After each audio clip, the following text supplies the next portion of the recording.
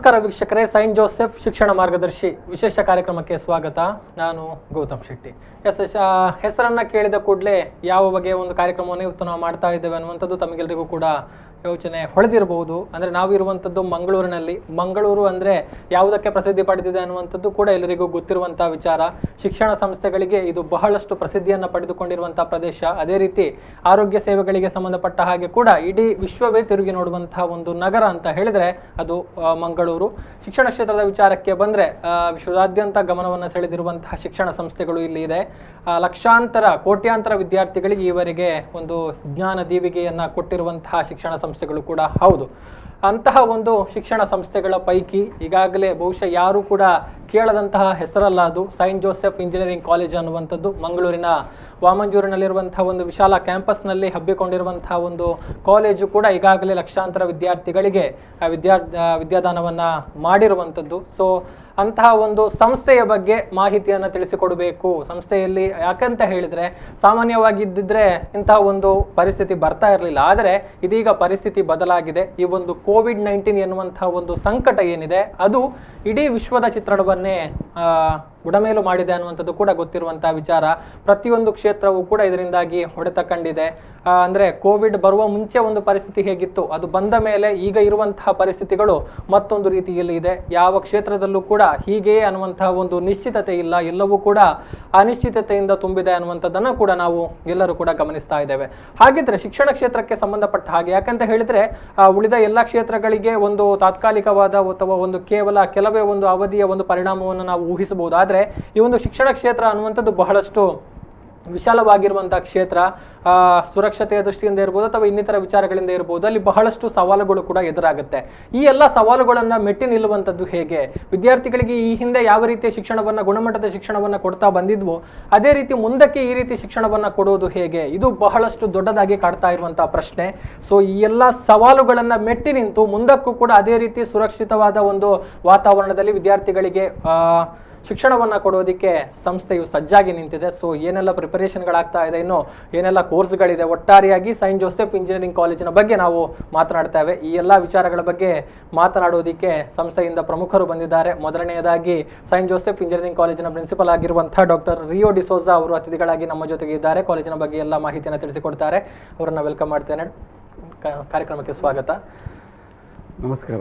S, ಅದೇ ರೀತಿ ಕಾಲೇಜಿನ ಫಿಸಿಕ್ಸ್ ಡಿಪಾರ್ಟ್ಮೆಂಟ್ನ HOD ಆಗಿರುವಂತಹ ಡಾಕ್ಟರ್ ವಿನ್ಸೆಂಟ್ ಕಾಸ್ತ ಅವರು ಕೂಡ ಅತಿಥಿಗಳಾಗಿ ನಮ್ಮ ಜೊತೆಗಿದ್ದಾರೆ. ಅವರು ಕೂಡ ಮಾಹಿತಿಯನ್ನು ತಿಳಿಸಿಕೊಡ್ತಾರೆ. ಡಾಕ್ಟರ್, ತಮಗೂ ಕೂಡ ಕಾರ್ಯಕ್ರಮಕ್ಕೆ ಸ್ವಾಗತ.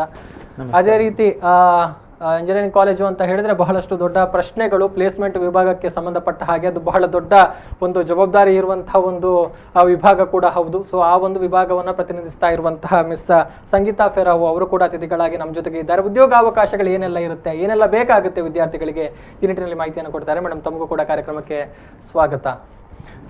ಎಸ್, ನಾನು ಮೊದಲನೇದಾಗಿ ಪ್ರಿನ್ಸಿಪಲ್ ಸರ್ ತಮ್ಮಿಂದಲೇ ಆರಂಭ ಮಾಡೋದಕ್ಕೆ ಬಯಸ್ತೇನೆ.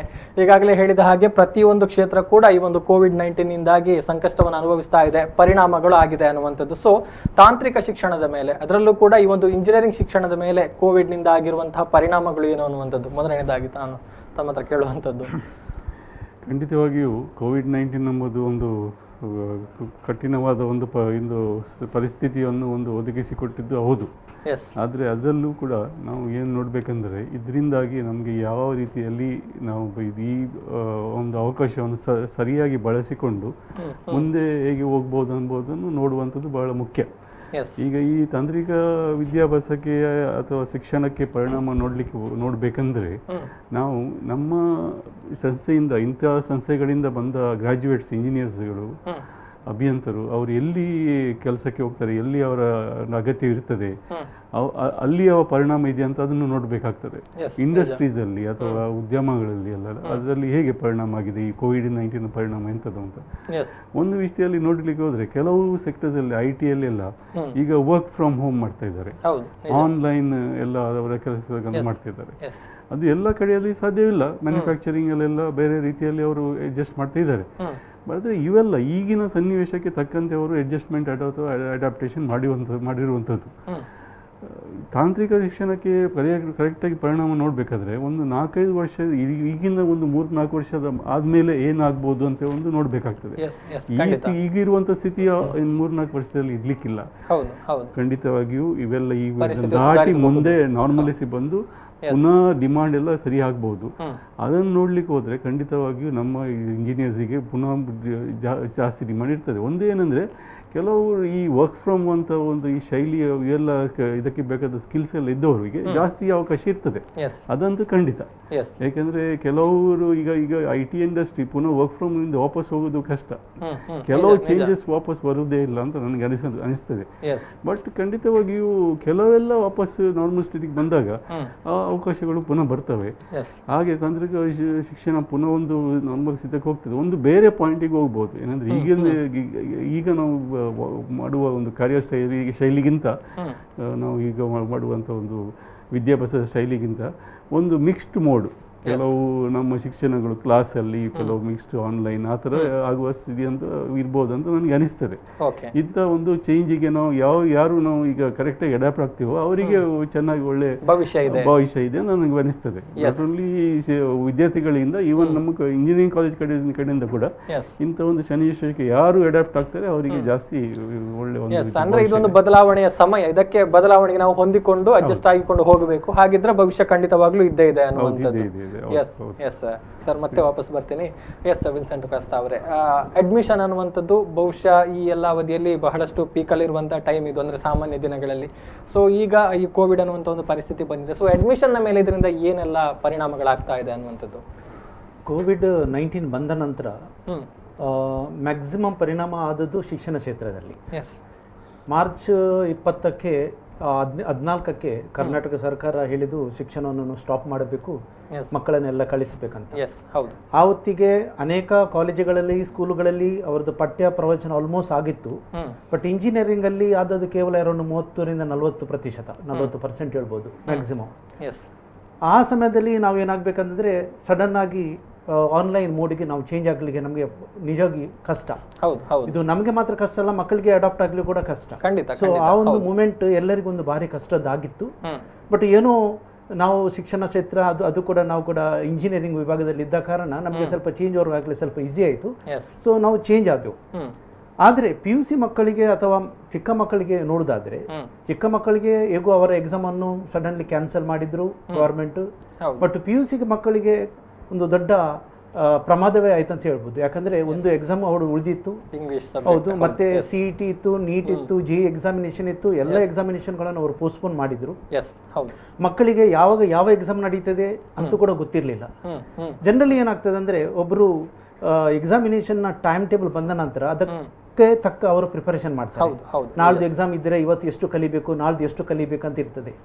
ಬಟ್ ಸಡನ್ ಆಗಿ ಈ ಕೋವಿಡ್ ಬಂದ ಕಾರಣ ಈ ಮಕ್ಕಳಿಗೆ ಏನಾಯ್ತು, ಈ ಎಕ್ಸಾಮ್ ಪೋಸ್ಟ್ಪೋನ್ ಆದ ಕಾರಣ ಅದು ಎಕ್ಸಾಮ್ ಯಾವಾಗ ನಡೀತದೆ ಅಂತ ಗೊತ್ತಿರಲಿಲ್ಲ.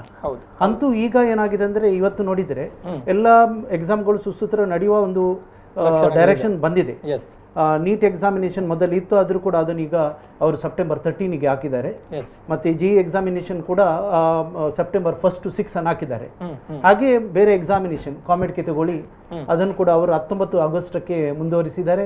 ಈಗ ಎಕ್ಸಾಮಿನೇಷನ್ ಶೆಡ್ಯೂಲ್ ಮಕ್ಕಳಿಗೆ ಕೊಟ್ಟ ಕಾರಣ ಈಗ ಮಕ್ಕಳು ಈಗ ಸ್ವಲ್ಪ ಒಂದ್ಸೆಗೆನ್ ಟ್ರ್ಯಾಕಿಗೆ ಬರ್ತಾ ಇದ್ದಾರೆ. ಖಂಡಿತ ಮುಂದಿನ ದಿನದಲ್ಲಿ ಎಲ್ಲೋ ಸರಿಯಾಗಬಹುದು ನಮ್ಮ ಎಲ್ಲ.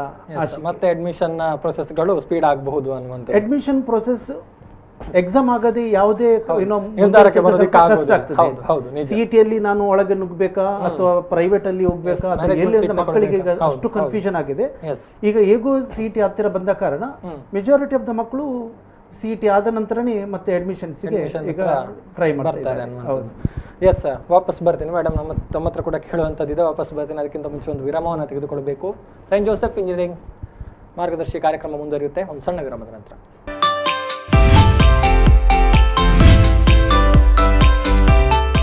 ಸೈಂಟ್ ಜೋಸೆಫ್ ಶಿಕ್ಷಣ ಮಾರ್ಗದರ್ಶಿ ವಿಶೇಷ ಕಾರ್ಯಕ್ರಮಕ್ಕೆ ಮತ್ತೊಮ್ಮೆ ಸ್ವಾಗತ. ಸೈಂಟ್ ಜೋಸೆಫ್ ಇಂಜಿನಿಯರಿಂಗ್ ಕಾಲೇಜಿನ ವಿಚಾರದ ಬಗ್ಗೆ ನಾವು ಮಾತನಾಡ್ತಾ ಇದ್ದೇವೆ. 3 ಅತಿಥಿಗಳು ನಮ್ಮ ಜೊತೆಗೆ ಇದ್ದಾರೆ. 3ರನ್ನು ಕೂಡ ಮತ್ತೊಮ್ಮೆ ಸ್ವಾಗತಿಸ್ತಾ ಇದ್ದೇನೆ. Welcome back sir. Yes doctor Rio D'Souza ಅವರೇ, ಈಗಾಗಲೇ ತಾವು ಹೇಳಿದ್ರಿ ಈ ಬದಲಾವಣೆಗೆ ಹೊಂದಿಕೊಂಡಲ್ಲಿ ಖಂಡಿತವಾಗ್ಲೂ ಭವಿಷ್ಯ ಇದ್ದೇ ಇದೆ ಅನ್ನುವಂಥದ್ದು. ಅದರಲ್ಲೂ ನಾವು ಸೈಂಟ್ ಜೋಸೆಫ್ ಕಾಲೇಜಿನ ವಿಚಾರಕ್ಕೆ ಬಂದರೆ ಪ್ರತಿಯೊಂದು ಬದಲಾವಣೆಗಳು ಅಥವಾ ಹೊಸ ಅಪ್ಡೇಷನ್ಗೆ ವೇಗವಾಗಿ ಒಗ್ಗಿಕೊಳ್ತಾ ಇರುವಂತಹ ಸಂಸ್ಥೆ.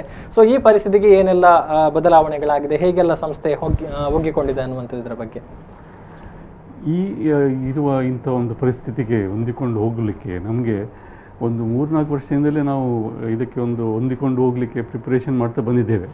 ಈ ತರ ಸ್ಥಿತಿ ಬರ್ತದೆ ಅಂತ ನಮಗೆ ಗೊತ್ತಿರಲಿಲ್ಲ, ಬಟ್ ಆನ್ಲೈನ್ ಎಡ್ಯುಕೇಶನ್ ಮಾಡಲಿಕ್ಕೆ ಬೇಕಾದದ್ದು. ಯಾಕೆಂದ್ರೆ ನಮಗೆ ಆಲ್ರೆಡಿ ನಾವು ನೋಡಿದ್ದೀವಿ ಅಂದರೆ ಆನ್ಲೈನ್ ಸ್ವಲ್ಪ ಪಾಪ್ಯುಲರ್ ಆಗ್ತಾ ಇತ್ತು, ಎಲ್ಲ ಕಡೆ ಆನ್ಲೈನ್ ಕೋರ್ಸ್ಗಳು ಎಲ್ಲ ಸ್ಟಾರ್ಟ್ ಆಗಿತ್ತು. ಸೊ ಅದರಿಂದಾಗಿ ನಾವು ನಮ್ಮ ಫ್ಯಾಕಲ್ಟಿಯನ್ನು ಒಂದು 2-3 ವರ್ಷದಿಂದಲೇ ಇಂಟರ್ನ್ಯಾಷನಲ್ ಸರ್ಟಿಫಿಕೇಶನ್ ಅಂತದೆಲ್ಲ ಮಾಡಿಸಿ ಅವರನ್ನೆಲ್ಲ ತುಂಬ ಸಿದ್ಧಪಡಿಸಿದ್ದೇವೆ, ಟ್ರೈನಿಂಗ್ ಎಲ್ಲ ಕೊಟ್ಟಿದ್ದೇವೆ. ನಮ್ಮಲ್ಲಿ ಒಂದು ಇರುವ 170 ಸಿಬ್ಬಂದಿಗಳಲ್ಲಿ ಶಿಕ್ಷಕ ವೃಂದದಲ್ಲಿ ಆಲ್ಮೋಸ್ಟ್ 100 ಜನರಿಗೆ ನಾವು ಇಂಟರ್ನ್ಯಾಷನಲ್ ಒಂದು ಸರ್ಟಿಫಿಕೇಶನ್ ಮಾಡಿದ್ದಾರೆ ಅವರು IUC ಇಂದ. ಅದರಲ್ಲಿ ಅವರು ಆನ್ಲೈನ್ ಎಡ್ಯುಕೇಶನ್ ಹೇಗೆ ಮಾಡಬೇಕು, ಆ ಕಡೆ ಈಗ ನೀವು ಆನ್ಲೈನ್ ಡಿಸ್ಟೆನ್ಸ್ ಮೋಡಲ್ಲಿ ಆ ಕಡೆ ಒಂದು ವಿದ್ಯಾರ್ಥಿ ಕೂತಿದ್ರೆ ಅವನಿಗೆ ಕರೆಕ್ಟಾಗಿ ಮನದಟ್ಟವಾಗಿ ಹೇಗೆ ನೀವು ಕ್ಲಾಸನ್ನು ನಡೆಸಬೇಕು, ಅಸೈನ್ಮೆಂಟ್ಗಳನ್ನು ಕೊಡಬೇಕು, ಡಿಸ್ಕಷನ್ ಹೇಗೆ ಮಾಡಬೇಕು, ಇಂಥದ್ದೆಲ್ಲ ಟ್ರೈನಿಂಗ್ ಎಲ್ಲ ಮಾಡಿ ನಮಗೆ ಆಲ್ರೆಡಿ ಸಾಧಾರಣವಾಗಿ ಪ್ರಿಪರೇಷನ್ ಇತ್ತು. ಇನ್ನೊಂದೇನೆಂದರೆ ನಮ್ಮಲ್ಲಿರುವ ಎಲ್ಲ ಶಿಕ್ಷಕರಿಗೂ ಒಂದೊಂದು ಕೋರ್ಸ್ ವೆಬ್ ಪೇಜ್ ಅಂತ ಹೇಳಿ ಅವರು ಆಲ್ರೆಡಿ ಮಾಡಿದ್ದಿತ್ತು. ಸೊ ಒಂದು ವರ್ಷದಿಂದ ಎಲ್ಲರೂ ಪ್ರತಿಯೊಂದು ಕೋರ್ಸಿಗೆ ಒಂದು ಕೋರ್ಸ್ ವೆಬ್ ಪೇಜ್ ಅಂದರೆ ಈಗ ಶಿಕ್ಷಕ ಇಲ್ಲದಿದ್ರು 24/7 ಒಂದು ಶಿಕ್ಷಕ ಇದ್ದಾಗೆ ವಿದ್ಯಾರ್ಥಿಗೆ ಅಲ್ಲಿ ಹೋಗಿ ಕ್ವಶನ್ಸ್ ಹಾಕ್ಬೋದು, ಇರುವ ಅಸೈನ್ಮೆಂಟ್ಸ್ ನೋಡ್ಬೋದು, ಬೇರೆ ಹುಡುಗರು ಏನು ಕಮೆಂಟ್ಸ್ ಹಾಕಿದ್ದಾರೆ ನೋಡುವ ಅಂಥದ್ದು ಒಂದು ಕೋರ್ಸ್ ವೆಬ್ ಪೇಜ್. ಇಂಥ ಒಂದು ನಮ್ಮ ಇದೊಂದು ಸಿಸ್ಟಮ್ ಅನ್ನು ನಾವು ಮಾಡಿದ್ದೆವು. ಸೊ ಎಲ್ಲ ಸಬ್ಜೆಕ್ಟಿಗೆ ಒಂದು ಕೋರ್ಸ್ ವೆಬ್ ಪೇಜ್, ಅಲ್ಲಿ ಎಲ್ಲ ಡಿಸ್ಕಷನ್ಸ್ ಅದೆಲ್ಲ ನಡೆಯುವಂಥದ್ದು, ಅಲ್ಲಿ ಅಸೈನ್ಮೆಂಟ್ಸ್ ಕೊಡುವಂಥದ್ದು, ಅದೆಲ್ಲ ಬೇರೆ ಮೆಟೀರಿಯಲ್ಸ್, ಪವರ್ ಪಾಯಿಂಟ್, ವಿಡಿಯೋಗಳನ್ನು ಕೊಡುವಂಥದ್ದು ಎಲ್ಲ ಆನ್ಲೈನ್ ಸಿಸ್ಟಮ್ ಇದ್ದಿದ್ದರಿಂದ ನಮಗೆ ಆನ್ಲೈನ್ ಹೋಗ್ಲಿಕ್ಕೆ ಸ್ವಲ್ಪ ಅಷ್ಟು ಕಷ್ಟ ಆಗಲಿಲ್ಲ. ಮಾರ್ಚ್ ನಡುವಲ್ಲಿ ಇದು ಆಗಿದಾಗ ಒಂದು 15 ದಿವಸ ನಾವು ಜಾಸ್ತಿ ಏನು ಮಾಡಲಿಲ್ಲ. ಅದು ಒಂಥರ ಶಾಕ್ ಎಫೆಕ್ಟ್ ಆಗಿತ್ತು ಎಲ್ಲರಿಗೆ. ಏನಂದ್ರೆ ನಾಳೆ ಸರಿ ಆಗ್ತದೆ ಅಂತ ಒಂದು ಭಾವನೆ ಇತ್ತು, ದೀರ್ಘ ಇರಬಹುದು ಅಂತ ನಿರೀಕ್ಷೆಗಳಿರಲಿಲ್ಲ. ಒಂದು ಏಪ್ರಿಲ್ ಫಸ್ಟ್ ಮೊದಲನೇ ವಾರದಲ್ಲಿ ನಾವು ಸ್ವಲ್ಪ ಮತ್ತೆ ಆನ್ಲೈನ್ ಕ್ಲಾಸ್ ಅದೆಲ್ಲ ಸ್ಟಾರ್ಟ್ ಮಾಡಿದ್ದು, ಅಸೈನ್ಮೆಂಟ್ಸ್ ಕೊಡ್ಲಿಕ್ಕೆಲ್ಲ ಸ್ಟಾರ್ಟ್ ಮಾಡಿದ್ದು. ಆಮೇಲೆ ಎಲ್ಲರಿಗೂ ಸ್ವಲ್ಪ ಟೈಮ್ ಬೇಕಾಯ್ತು ಅದನ್ನು ರಿಯಾಕ್ಟ್ ಮಾಡಿ ಮೊದಲಿಗೆ. ಬಟ್ ನಾವು ಇಷ್ಟೆಲ್ಲ ಒಂದು ಪ್ರಿಪರೇಷನ್ ನಮ್ಮಲ್ಲಿ ಇದ್ದಿದ್ದರಿಂದ ನಮಗೆ ಹೊಂದಿಕೊಂಡು ಹೋಗ್ಲಿಕ್ಕೆ ಕಷ್ಟ ಆಗಲೇ ಇಲ್ಲ. ಆದರೆ ಒಂದು ಒಳ್ಳೆ ಇದೊಂದು ಕೊಡ್ಬೇಕಂದ್ರೆ ನಾನು ಒಂದು ಇದರಿಂದ ಒಂದು ಪರಿಣಾಮ ಏನಂದ್ರೆ, ನಾವು ನಮ್ಮ ವಿದ್ಯಾರ್ಥಿಗಳಿಗೆ ಪಾಠ ಎಲ್ಲ ಮಾಡಿದ್ ಮಾತ್ರವಲ್ಲದೆ ನಾವು ಸುತ್ತಮುತ್ತ ಇರೋ ಒಂದು 20-25 ಶಾಲೆ ಕಾಲೇಜುಗಳಲ್ಲಿ ಪದವಿ ಪೂರ್ವ ಡಿಗ್ರಿ ಕಾಲೇಜುಗಳೆಲ್ಲ ಹೋಗಿ ಅವರ ಶಿಕ್ಷಕರಿಗೆ ನಾವು ತರಬೇತಿ ಕೊಟ್ಟಿದ್ದೇವೆ. ಆನ್ಲೈನ್ ಎಡ್ಯುಕೇಷನ್ ಹೇಗೆ ಮಾಡೋದು, ಆನ್ಲೈನ್ ಟೀಚಿಂಗ್ ಹೇಗೆ ಮಾಡೋದು, ಯಾವ ಟೂಲ್ಸನ್ನು ಯೂಸ್ ಮಾಡಬೇಕು, ಎಸ್ಪೆಷಲಿ ಫ್ರೀ ಓಪನ್ ಸೋರ್ಸ್ ಟೂಲ್ಸ್ಗಳು ಯಾವುದು ಸಿಗ್ತದೆ ಅದು ಇದೆಲ್ಲ ಅಂಥದ್ದೆಲ್ಲ ತರಬೇತಿ ಕೊಟ್ಟಿದ್ದೇವೆ. ನಮ್ಮ ಶಿಕ್ಷಕರು ಹೋಗಿ ಕೊಟ್ಟಿದ್ದಾರೆ. ಇದು ನಮಗೆ ಬಹಳ ಒಂದು ಹೆಮ್ಮೆಯ ವಿಷಯ. ಯಾಕಂದ್ರೆ ನಾವು ಅವರ ಜೀವನದಲ್ಲಿ ಅವರಿಗೆ ಬೇಕಾದ ತರಬೇತಿ ಕೊಟ್ಟದಿಲ್ಲ, ಇದು ಅವರಿಗೆ ಉಪಕಾರ ಆಗ್ತದೆ. ಸೊ ಇದೊಂದು ಇದರಿಂದಾಗಿ ನನ್ಗೆ ಏನು ಹೇಳ್ಬೋದು ಅಂದ್ರೆ, ನಮ್ಮ ಕಾಲೇಜಿನಿಂದ ಒಂದು ಒಳ್ಳೆ ಇದು ಕೆಲಸ ಆಗಿದೆ. ವಿದ್ಯಾರ್ಥಿಗಳ ದೃಷ್ಟಿಕೋನ ನೋಡಬೇಕಾದ್ರೆ ಅವರಿಗೆ ನಮ್ಮ ಇದು ಕ್ಲಾಸ್ ರೂಮಲ್ಲಿ ಮಾಡುವಂಥ ಕ್ಲಾಸಿನ ಫುಲ್ ಎಫೆಕ್ಟ್ ಬರಲಿಲ್ಲ, ಅಷ್ಟೊಂದು ಅಂಡರ್ಸ್ಟ್ಯಾಂಡಿಂಗ್ ಆಗಿರ್ಲಿಕ್ಕಿಲ್ಲ. ಮತ್ತೆ ಇಂಜಿನಿಯರಿಂಗ್ ಅಲ್ಲಿ ಪ್ರಾಕ್ಟಿಕಲ್ಸ್ ಎಂಬುದಿದೆ, ಆ ಪ್ರಾಕ್ಟಿಕಲ್ಸ್ ಮಾಡದೆ ಅದರ ಫುಲ್ ಅನುಭವ ಬರೋದಿಲ್ಲ, ಅದೊಂದು ಮಿಸ್ಸಿಂಗ್ ಇದೆ. ಖಂಡಿತವಾಗಿಯೂ ನಮ್ಮ ಆಫ್ಲೈನ್ ಕ್ಲಾಸ್ ಆದಂಥದ್ದು ಅಷ್ಟು ಪರಿಣಾಮ ಆನ್ಲೈನ್ ಅಂತ ಹೇಳಲಿಕ್ಕೆ ಆಗೋದೇ ಇಲ್ಲ. ಅದು ಒಂದು ನಮ್ಗೆ ಇದಿದೆ ಒಂದು ಅಂದ್ರೆ ನಾವು ಬಹುಶಃ ವಿದ್ಯಾರ್ಥಿಗಳು ಆ ಅವಧಿಯಲ್ಲಿ ಶಿಕ್ಷಣದಿಂದ ದೂರ ಉಳಿಯುವಂತದನ್ನ ಇದು ತಪ್ಪಿಸ್ತದೆ ಅಷ್ಟೇ. ಅಂದ್ರೆ ಅವನನ್ನು ನಾವು ಒಂದು ಎಂಗೇಜ್ಡ್ ಆಗಿ ಇಟ್ಟಿದ್ದೇವೆ, ಅವರ ಕಲಿಕೆಯಲ್ಲಿ ಒಂದು ಇದು ಬರಲಿಲ್ಲ, ಒಂದು ಗ್ಯಾಪ್ ಬರಲಿಲ್ಲ ಅನ್ನೋದು ಮಾತ್ರ ಒಂದು ಕಂಟಿನ್ಯೂಟಿಯನ್ನ ಅದು ಒದಗಿಸಿಕೊಡ್ತದೆ ಅಷ್ಟೇ. ಎಸ್ ಡಾಕ್ಟರ್ ವಿನ್ಸೆಂಟ್ ಅವರೇ, ಈಗ ಕೇಳೋದಿದ್ರೆ ಒಂದು ಕಡೆಯಿಂದ ಪರೀಕ್ಷೆಗಳು ಅಂದ್ರೆ ಎಂಟ್ರೆನ್ಸ್ ಎಕ್ಸಾಮ್ಗಳು ಡಿಲೇ ಆಗ್ತಾ ಇದೆ, ಯಾವಾಗ ಅನ್ನುವಂಥದ್ದು ಖಚಿತವಾಗಿ ಗೊತ್ತಿಲ್ಲ. ಅದರ ಜೊತೆಗೆ ವಿದ್ಯಾರ್ಥಿಗಳಿಗೆ ಮುಂದಿನ ಭವಿಷ್ಯ ಏನು, ಯಾವ ಸ್ಟ್ರೀಮ್ ಅನ್ನು ನಾನು ಆಯ್ಕೆ ಮಾಡಿಕೊಳ್ಬೇಕು ಅನ್ನುವಂಥದ್ದು ಕೂಡ ಒಂದು ರೀತಿ ಗೊಂದಲಗಳಿದೆ, ಒಂದು ಒತ್ತಡಗಳಿರ್ತದೆ. ಸೊ ಈ ಎಲ್ಲ ವಿಚಾರಗಳು ಅಡ್ಮಿಷನ್ನ ಮೇಲೆ ಪರಿಣಾಮವನ್ನು ಬೀರ್ತಾ ಇದೆ ಅಂತ ತಮ್ಗೆ ಅನಿಸ್ತದೆ? ನಾನು ಖಂಡಿತ ಒಂದು ರೀತಿಯಲ್ಲಿ ಪರಿಣಾಮ ಬೀರ್ತಾ ಇದೆ. ಯಾಕೆಂದ್ರೆ ಈಗ ಎಕ್ಸಾಮ್ಸ್ ಆಯ್ತು, ಈಗ ಮೊದಲು ಮಾಡಿದ ಪ್ರಿಪರೇಷನ್ ಮತ್ತೆ ಎಕ್ಸಾಮ್ ಟೈಮ್ನ ಬರೆದ ಸುಮಾರು ಡಿಫರೆನ್ಸ್ ಇರ್ತದೆ. ಯಾಕಂದ್ರೆ ಅವರ ಪ್ರಿಪರೇಷನ್ ಜೋರಾಗಿ ಇತ್ತು, ಬಟ್ ಎಕ್ಸಾಮಿನೇಷನ್ ಡಿಲೇ ಆದ ಕಾರಣ ಸ್ವಲ್ಪ ರಿಲ್ಯಾಕ್ಸ್ ಆದ್ರು, ಮತ್ತೆ ಕನ್ಫ್ಯೂಷನ್ಸ್ ಇತ್ತು. ಈ ಎಕ್ಸಾಮ್ಸ್ ನಡೀತಿದ್ದ ಒಂದು ದಿನ ಮಾಧ್ಯಮದಲ್ಲಿ ಬರ್ತಿತ್ತು ಪರೀಕ್ಷೆ ಬೇಡ ಅಂತ, ಹೆತ್ತವರಿಂದ ಪ್ರೆಷರ್ ಇತ್ತು, ಮಕ್ಕಳು ಕೂಡ ಎಕ್ಸಾಮ್ ಉಂಟಾ ಇಲ್ವಾ ಅಂತ ಕ್ವಶನ್ ಅಲ್ಲಿ ಇತ್ತು. ಆದ ಕಾರಣ ಪರೀಕ್ಷೆ ಮೇಲೆ ದೊಡ್ಡ ರೀತಿಯ ಪರಿಣಾಮ ಖಂಡಿತ ಬೀರಿದೆ. ಕೆಲವರ ಮಕ್ಕಳ ಮಾರ್ಕ್ಸ್ ಅನ್ನು ಕೇಳಿದರೆ ಅವರ ಅಂದಾಜಿಗಿಂತ ಈಗ ಕಡಿಮೆ ಇರಬಹುದು. ಮತ್ತೆ ಅಟ್ ದ ಸೇಮ್ ಟೈಮ್ ಏನಾಗ್ತದೆ ಅಂದ್ರೆ ವ್ಯಾಲ್ಯೂಯೇಷನ್ ಕೂಡ ಈ ಸರ್ತಿ ಅಂದ್ರೆ ಅಷ್ಟೊಂದು ಟಫ್ ಆಗಿ ಮಾಡ್ಲಿಕ್ಕಿಲ್ಲ. ಹಾಗೆ ಮಾತ್ರ ಅಲ್ಲದೆ ಈಗ ಅವರು ಈಗ ಯಾವುದೇ ಪ್ರೊಫೆಷನಲ್ ಕಾಲೇಜಿಗೆ ಜಾಯ್ನ್ ಆಗಬೇಕಾದ್ರೆ ಅಲ್ಲಿ ಕೂಡ ಎಲ್ಲ ಕೈಂಡ್ ಆಫ್ ಎಂಟ್ರೆನ್ಸ್ ಎಕ್ಸಾಮಿನೇಷನ್ಸ್ ಇವೆ, ಅಲ್ಲಿ ಕೂಡ ಪ್ರಿಪರೇಷನ್. ಬಟ್ ಈಗ ಏನಾಗಿದೆ ಅಂದ್ರೆ ಮಕ್ಕಳು ಅದಕ್ಕೆ ಆ ಸಿಸ್ಟಮ್ ಕೂಡ ಅಡಾಪ್ಟ್ ಆಗಿದ್ದಾರೆ, ಅದೊಂದು ಖಂಡಿತ. ಈಗ ಎಲ್ಲ PU ಕಾಲೇಜಿನಲ್ಲಿ ಕೂಡ ಈಗ ಆನ್ಲೈನ್ ಸಿಸ್ಟಮೇ ಕ್ಲಾಸಸ್ ನಡೀತದೆ. ಬಿಗಿನಿಂಗ್ ಎಲ್ಲರೂ ಯೋಚಿಸಿದ್ರು ಈ ಮೊಬೈಲ್ನ ಇದರಲ್ಲಿ ಕೂತು ಹೇಗೆ ಕ್ಲಾಸನ್ನು ಕೇಳೋದು, ಅದು ಅಷ್ಟು ಇಫೆಕ್ಟಿವ್, ಕ್ಲಾಸಿನಲ್ಲಿ ಹೋದ್ರೆ ಖಂಡಿತ ಇಫೆಕ್ಟಿವ್, ಚೆನ್ನಾಗಿ ಕೇಳ್ಬೋದು, ಕ್ವಶನ್ಸ್ ಕೇಳ್ಬೋದು ಅದಿದೆ. ಬಟ್ ಈ ಪರಿಸ್ಥಿತಿಯಲ್ಲಿ ಸ್ವಲ್ಪ ದಿನ ಡಿಲೇ ಆದ್ರೂ ಕೂಡ ಈ ಎಲ್ಲ ಪ್ರತಿಯೊಂದು ಮಕ್ಕಳು ಮತ್ತೆ ಟೀಚರ್ಸ್ ಕೂಡ ಆ ಒಂದು ಸಿಸ್ಟಮ್ಗೆ ಅಡಾಪ್ಟ್ ಆಗ್ಬೋದು ಅಂತ ಖಂಡಿತ ನಾನು ಹೇಳ್ಬೋದು. ಈಗ ಎಲ್ಲ ಈ ಕೋಚಿಂಗ್ಸ್ ಆಗ್ಲಿ ಎಲ್ಲ ವಿಷಯಗಳು ಆನ್ಲೈನ್ ಅಲ್ಲಿ ನಡೀತಾ ಇದ್ದಾವೆ. ಆದ ಕಾರಣ ಈಗ ಮಕ್ಕಳು ಆ ಸ್ಥಿತಿಗೆ ಅಡಾಪ್ಟ್ ಆಗಿದ್ದಾರೆ. ಸ್ವಲ್ಪ ಡಿಲೇ ಆಯ್ತು ಮಾತ್ರ ಅಲ್ಲದೆ ಖಂಡಿತ ಇನ್ನು ಮುಂದೆ ಎಲ್ಲ ಈ ಸಿಸ್ಟಮ್ಗೆ ಕೂಡ ಎರಡು ಸಿಸ್ಟಮ್ಗೆ ಎಲ್ಲರೂ ಅಡಾಪ್ಟ್ ಆಗ್ಬೋದು ಅಂತ ನನ್ನ ಅನಿಸಿಕೆ. ಅಂದ್ರೆ ಬಹುಶಃ ಮುಂದಕ್ಕೆ ಇಂತಹ ಪರಿಸ್ಥಿತಿಗಳು ಉದ್ಭವ ಆದ್ರೆ ಎರಡು ಆಯ್ಕೆಗಳು ಎರಡು ಕೂಡ ಆಯ್ಕೆ ಇರಬಹುದು. ಮಾತ್ರ ಅಲ್ಲದೆ ಇನ್ನು ಕೆಲವು ವಿದ್ಯಾಕೇಂದ್ರಗಳು ಇನ್ನು ಎರಡೂ ರೀತಿಯಲ್ಲಿ ಕೂಡ ವಿದ್ಯಾಭ್ಯಾಸ ಕೊಡಬಹುದು. ಅಂದ್ರೆ ಖಾಲಿ ಕೇವಲ ಇದರಲ್ಲಿ ಮಾತ್ರ ಅಲ್ಲ, ಕ್ಲಾಸ್ ರೂಮ್ ಅಲ್ಲಿ ಮಾತ್ರ ಅಲ್ಲ, ಕೆಲವು ಪಾಠಗಳನ್ನು ಆನ್ಲೈನ್ ಕೂಡ ಕೊಡಬಹುದು ಅಂತ ಮುಂದೆ ಒಂದು ಅವಕಾಶ ಕೂಡ ಇದೆ. ಇದು ಬಹುಶಃ ಒಂದು ಬದಲಾವಣೆ ಸಮಯ ಅನ್ನುವಂಥದ್ದು ಆ ನಿಟ್ಟಿನಲ್ಲಿ. ಇನ್ನು ಪ್ಲೇಸ್ಮೆಂಟ್ ನ ಬಗ್ಗೆ ಮಾತನಾಡೋದಿದ್ರೆ ಸಂಗೀತ ಮೇಡಮ್, ಅಂದ್ರೆ ಈಗಾಗಲೇ ಪ್ಲೇಸ್ಮೆಂಟ್ ಆಗಿರ್ತದೆ, ಸೊ ಅದರ ಸ್ಟೇಟಸ್ ಏನು ಅನ್ನುವಂಥದ್ದು, what is the status of students who are got recruited? Generally the campus placement starts in the 7th semester. So that's the last year of an engineering student. And that's the most aspiring student, one of the prospects that a student would look at. This year we've seen like 400 plus offers. 20 plus companies have already given the date of joining to students. So they will be joining either in August or in September. There are about 6 or 7 companies where students have already joined. So this virtual impact has really helped. Because they are at home and the exams are just about to happen. They've taken the advantage and students have already joined those companies. Mass hiring companies are the companies which hire on a bigger scale, which means they have lakhs of students to onboard. Now these students generally get onboarded in batches. So obviously the COVID impact will be there a little bit. It wouldn't be that they will not get a date of joining, but it will be deferred, which means it could delay a little bit their joining, So if it had to happen in September, October, it might go to November and December. So it will be a little staggered, phased out kind of joining there. But the last category of companies, there are few who really called off the offers as well. So there were a couple of companies who actually rolled back the offers that were given to students because of this pandemic situation. Maybe becomes difficult for them also to survive the business as such. So majority of the students would do well, whereas few students would have the setback of not being able to join. So those students are given different opportunities to look at. I mean, that's not the end of the world. You still have we still have placements going on, and there are a lot of organizations on board to hire as well. So that's the overall status of the students who are placed as of now.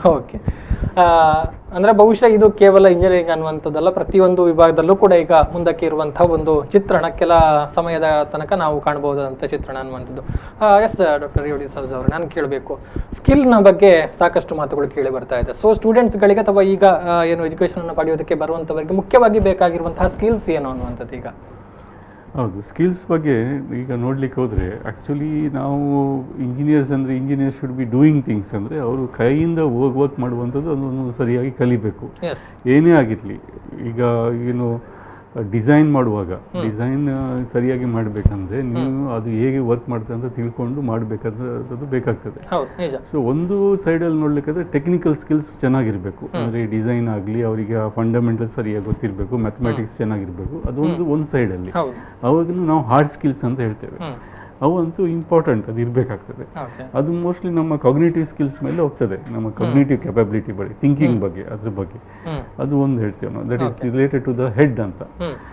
ಆದರೆ ನಾವು ನೋಡ್ಲಿಕ್ಕೆ ಹೋದರೆ ನಮ್ಮ AICT ಕಡೆಯಿಂದ, ಅಂದರೆ AICT ಅಂದರೆ ನಮ್ಮ ತಾಂತ್ರಿಕ ವಿದ್ಯಾಭ್ಯಾಸದಲ್ಲಿ apex body which is taking decisions, ಅದು ಮತ್ತು ನಮ್ಮ VTU ಆಗಲಿ, ಇವರೆಲ್ಲ ಈ ಕಾರ್ಯಕೌಶಲ್ಯತೆಗೆ ಕೈಯಿಂದ ಮಾಡುವಂಥ ಸ್ಕಿಲ್ಸಿಗೆ ತುಂಬ ಒತ್ತು ಕೊಟ್ಟಿದ್ದಾರೆ.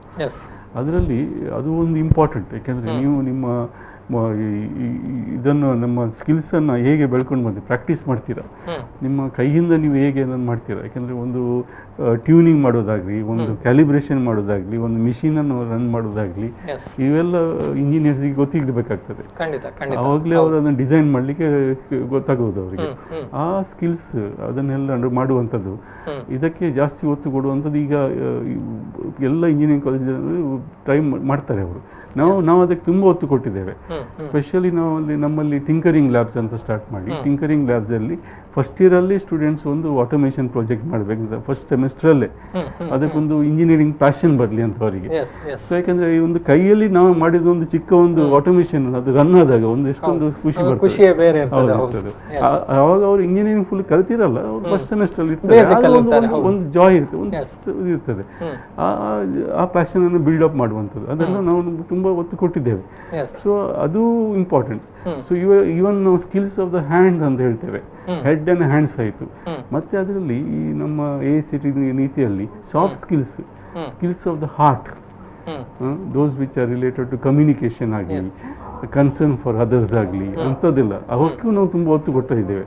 ಅಂಥ ಇದು ಸ್ಕಿಲ್ಸನ್ನು ಬೆಳಿಬೇಕಂತ ಹೇಳಿ ನಾವು ಬೇಕಾದಷ್ಟು ನಮ್ಮಲ್ಲಿ ಸ್ಟೂಡೆಂಟ್ಸಿಗೆ ಇದರಲ್ಲೂ ಒಂದು ಕಮ್ಯುನಿಟಿ ಎಂಗೇಜ್ಮೆಂಟಲ್ಲಿ ಆಗಲಿ, ಇದು ಕಾರ್ಪೊರೇಟ್ ಇದು ನಮ್ಮ ಎಡ್ಯುಕೇಷನಲ್ ಸ್ಕಿಲ್ ರೆಸ್ಪಾನ್ಸಿಬಿಲಿಟಿ, ಎಡ್ಯುಕೇಷನಲ್ ಸೊಸೈಟಿ ರೆಸ್ಪಾನ್ಸಿಬಿಲಿಟಿಯನ್ನು ಇಂಥದ್ದೆಲ್ಲ ಅವರನ್ನು ಅಳವಡಿಸಿ ಅಂಥ ಸ್ಕಿಲ್ಸನ್ನು ಬೆಳೆಸಬೇಕಂತ ನೋಡ್ತಾ ಇದ್ದೇವೆ ನಾವು.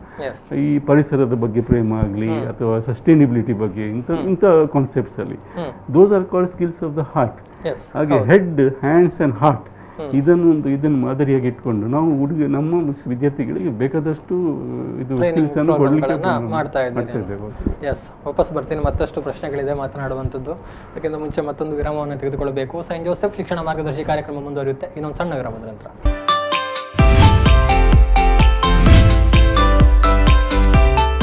ಸೈಂಟ್ ಜೋಸೆಫ್ ಶಿಕ್ಷಣ ಮಾರ್ಗದರ್ಶಿ ವಿಶೇಷ ಕಾರ್ಯಕ್ರಮಕ್ಕೆ ಮತ್ತೊಮ್ಮೆ ಸ್ವಾಗತ. ಮತ್ತೊಮ್ಮೆ ಮೂವರು ಅತಿಥಿಗಳನ್ನು ಕೂಡ ಸ್ವಾಗತಿಸ್ತಾ ಇದ್ದೇನೆ.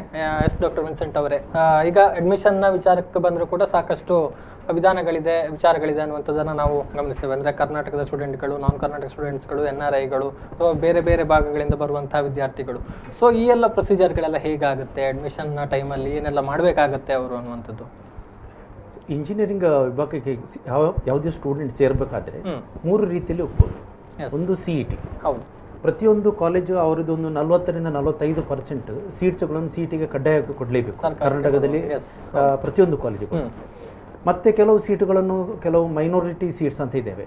ಯಾವ ಇನ್ಸ್ಟಿಟ್ಯೂಷನ್ ಮೈನಾರಿಟಿ ಅಂಡರ್ ಅಲ್ಲಿ ಬರ್ತದೆ ಅವರು ಆ ಸೀಟನ್ನು ಮೈನಾರಿಟಿ ಅಂಡರ್ ಅಲ್ಲಿ ಫಿಲ್ ಮಾಡ್ತಾರೆ. ಬಾಕಿದ ಸೀಟುಗಳನ್ನು ನಾವು ಮ್ಯಾನೇಜ್ಮೆಂಟ್ ಕೋಟಾದಲ್ಲಿ ತಗೊಳ್ಳೋದು. ಆ ಮ್ಯಾನೇಜ್ಮೆಂಟ್ ಕೋಟಾದಲ್ಲಿ ಅದರಲ್ಲಿ ನಾನ್ ಕರ್ನಾಟಕ ಸ್ಟೂಡೆಂಟ್ಸ್ಗಳು ಬರ್ಬೋದು ಅಥವಾ NRI ಸ್ಟೂಡೆಂಟ್ಗಳು ಬರ್ಬೋದು. ಈಗ CET ಬರುವಾಗ CETಯಲ್ಲಿ ಕೆಲವು ಕ್ರೈಟೀರಿಯಾಗಳಿರ್ತವೆ. ಅಂದರೆ CET ಯಾರಿಗೆಲ್ಲ ಬರೀಬಹುದು, ಕೇವಲ ಕರ್ನಾಟಕದಲ್ಲಿ ಕಲ್ತವನಿಗೆ ಮಾತ್ರ CET ಕೊಡ್ಲಿಕ್ಕೆ ಆಗ್ತದೆ. ಇಲ್ಲದಿದ್ರೆ ಕರ್ನಾಟಕದಲ್ಲಿ ಅವರು 2 ವರ್ಷ ಕಲ್ತರು, ಅವರ ಪೇರೆಂಟ್ಸ್ ಇಲ್ಲಿ 7 ವರ್ಷ ಇಲ್ಲಿ ಕಲ್ತಿರೆ ಅವರಿಗೆ ಕೂಡ CET ಎಲಿಜಿಬಿಲಿಟಿ ಇರ್ತದೆ. ಸೊ CET ಒಂದು ಅಡ್ವಾಂಟೇಜ್ ಅಂದ್ರೆ ಅದರಲ್ಲಿ ಫೀಸ್ ಕಡಿಮೆ ಕಂಪೇರ್ ಟು ಈ ಮೈನಾರಿಟಿ ಅಥವಾ ಮ್ಯಾನೇಜ್ಮೆಂಟ್ ಸೀಟಲ್ಲಿ. ಈಗ ನಮ್ಮ ಕಾಲೇಜ್ ಸೈಂಟ್ ಜೋಸೆಫ್ಗೆ ನಮ್ದು ಮೈನಾರಿಟಿ, ನಮ್ದು ಕ್ರಿಶ್ಚಿಯನ್ ಮೈನಾರಿಟಿ ಇನ್ಸ್ಟಿಟ್ಯೂಷನ್ ಅಂತ. ನಮ್ಮಲ್ಲಿ ನಾವು 40% ನಾವು CET ಕೊಡ್ತೇವೆ. 30% ಸೀಟ್ಸ್ಗಳನ್ನು ನಾವು ಮೈನಾರಿಟಿ ಸೀಟ್ಸ್ ಅಲ್ಲಿ ಇಡ್ತೇವೆ. ನಾವು ಮೊದಲು ಕಾಮೆಡ್ಕೆಯಲ್ಲಿ ಇದ್ದೀವು, ಈಗ ನಾವು KRLMPC ಅಂತ ಹೇಳ್ತೇವೆ. ಅದು Karnataka regional linguistic minority association colleges association ಅಂತ. ಅದರಲ್ಲಿ ನಾವು 30% ಸೀಟನ್ನು ಫಿಲ್ ಮಾಡ್ತೇವೆ. ಅದು ಮೈನಾರಿಟಿ ಮಕ್ಕಳಿಗೆ ಮಾತ್ರ. ಬಾಕಿದ 30% ಸೀಟನ್ನು ನಾವು ಮ್ಯಾನೇಜ್ಮೆಂಟ್ ಅಂಡರಲ್ಲಿ ಫಿಲ್ ಮಾಡ್ತೇವೆ.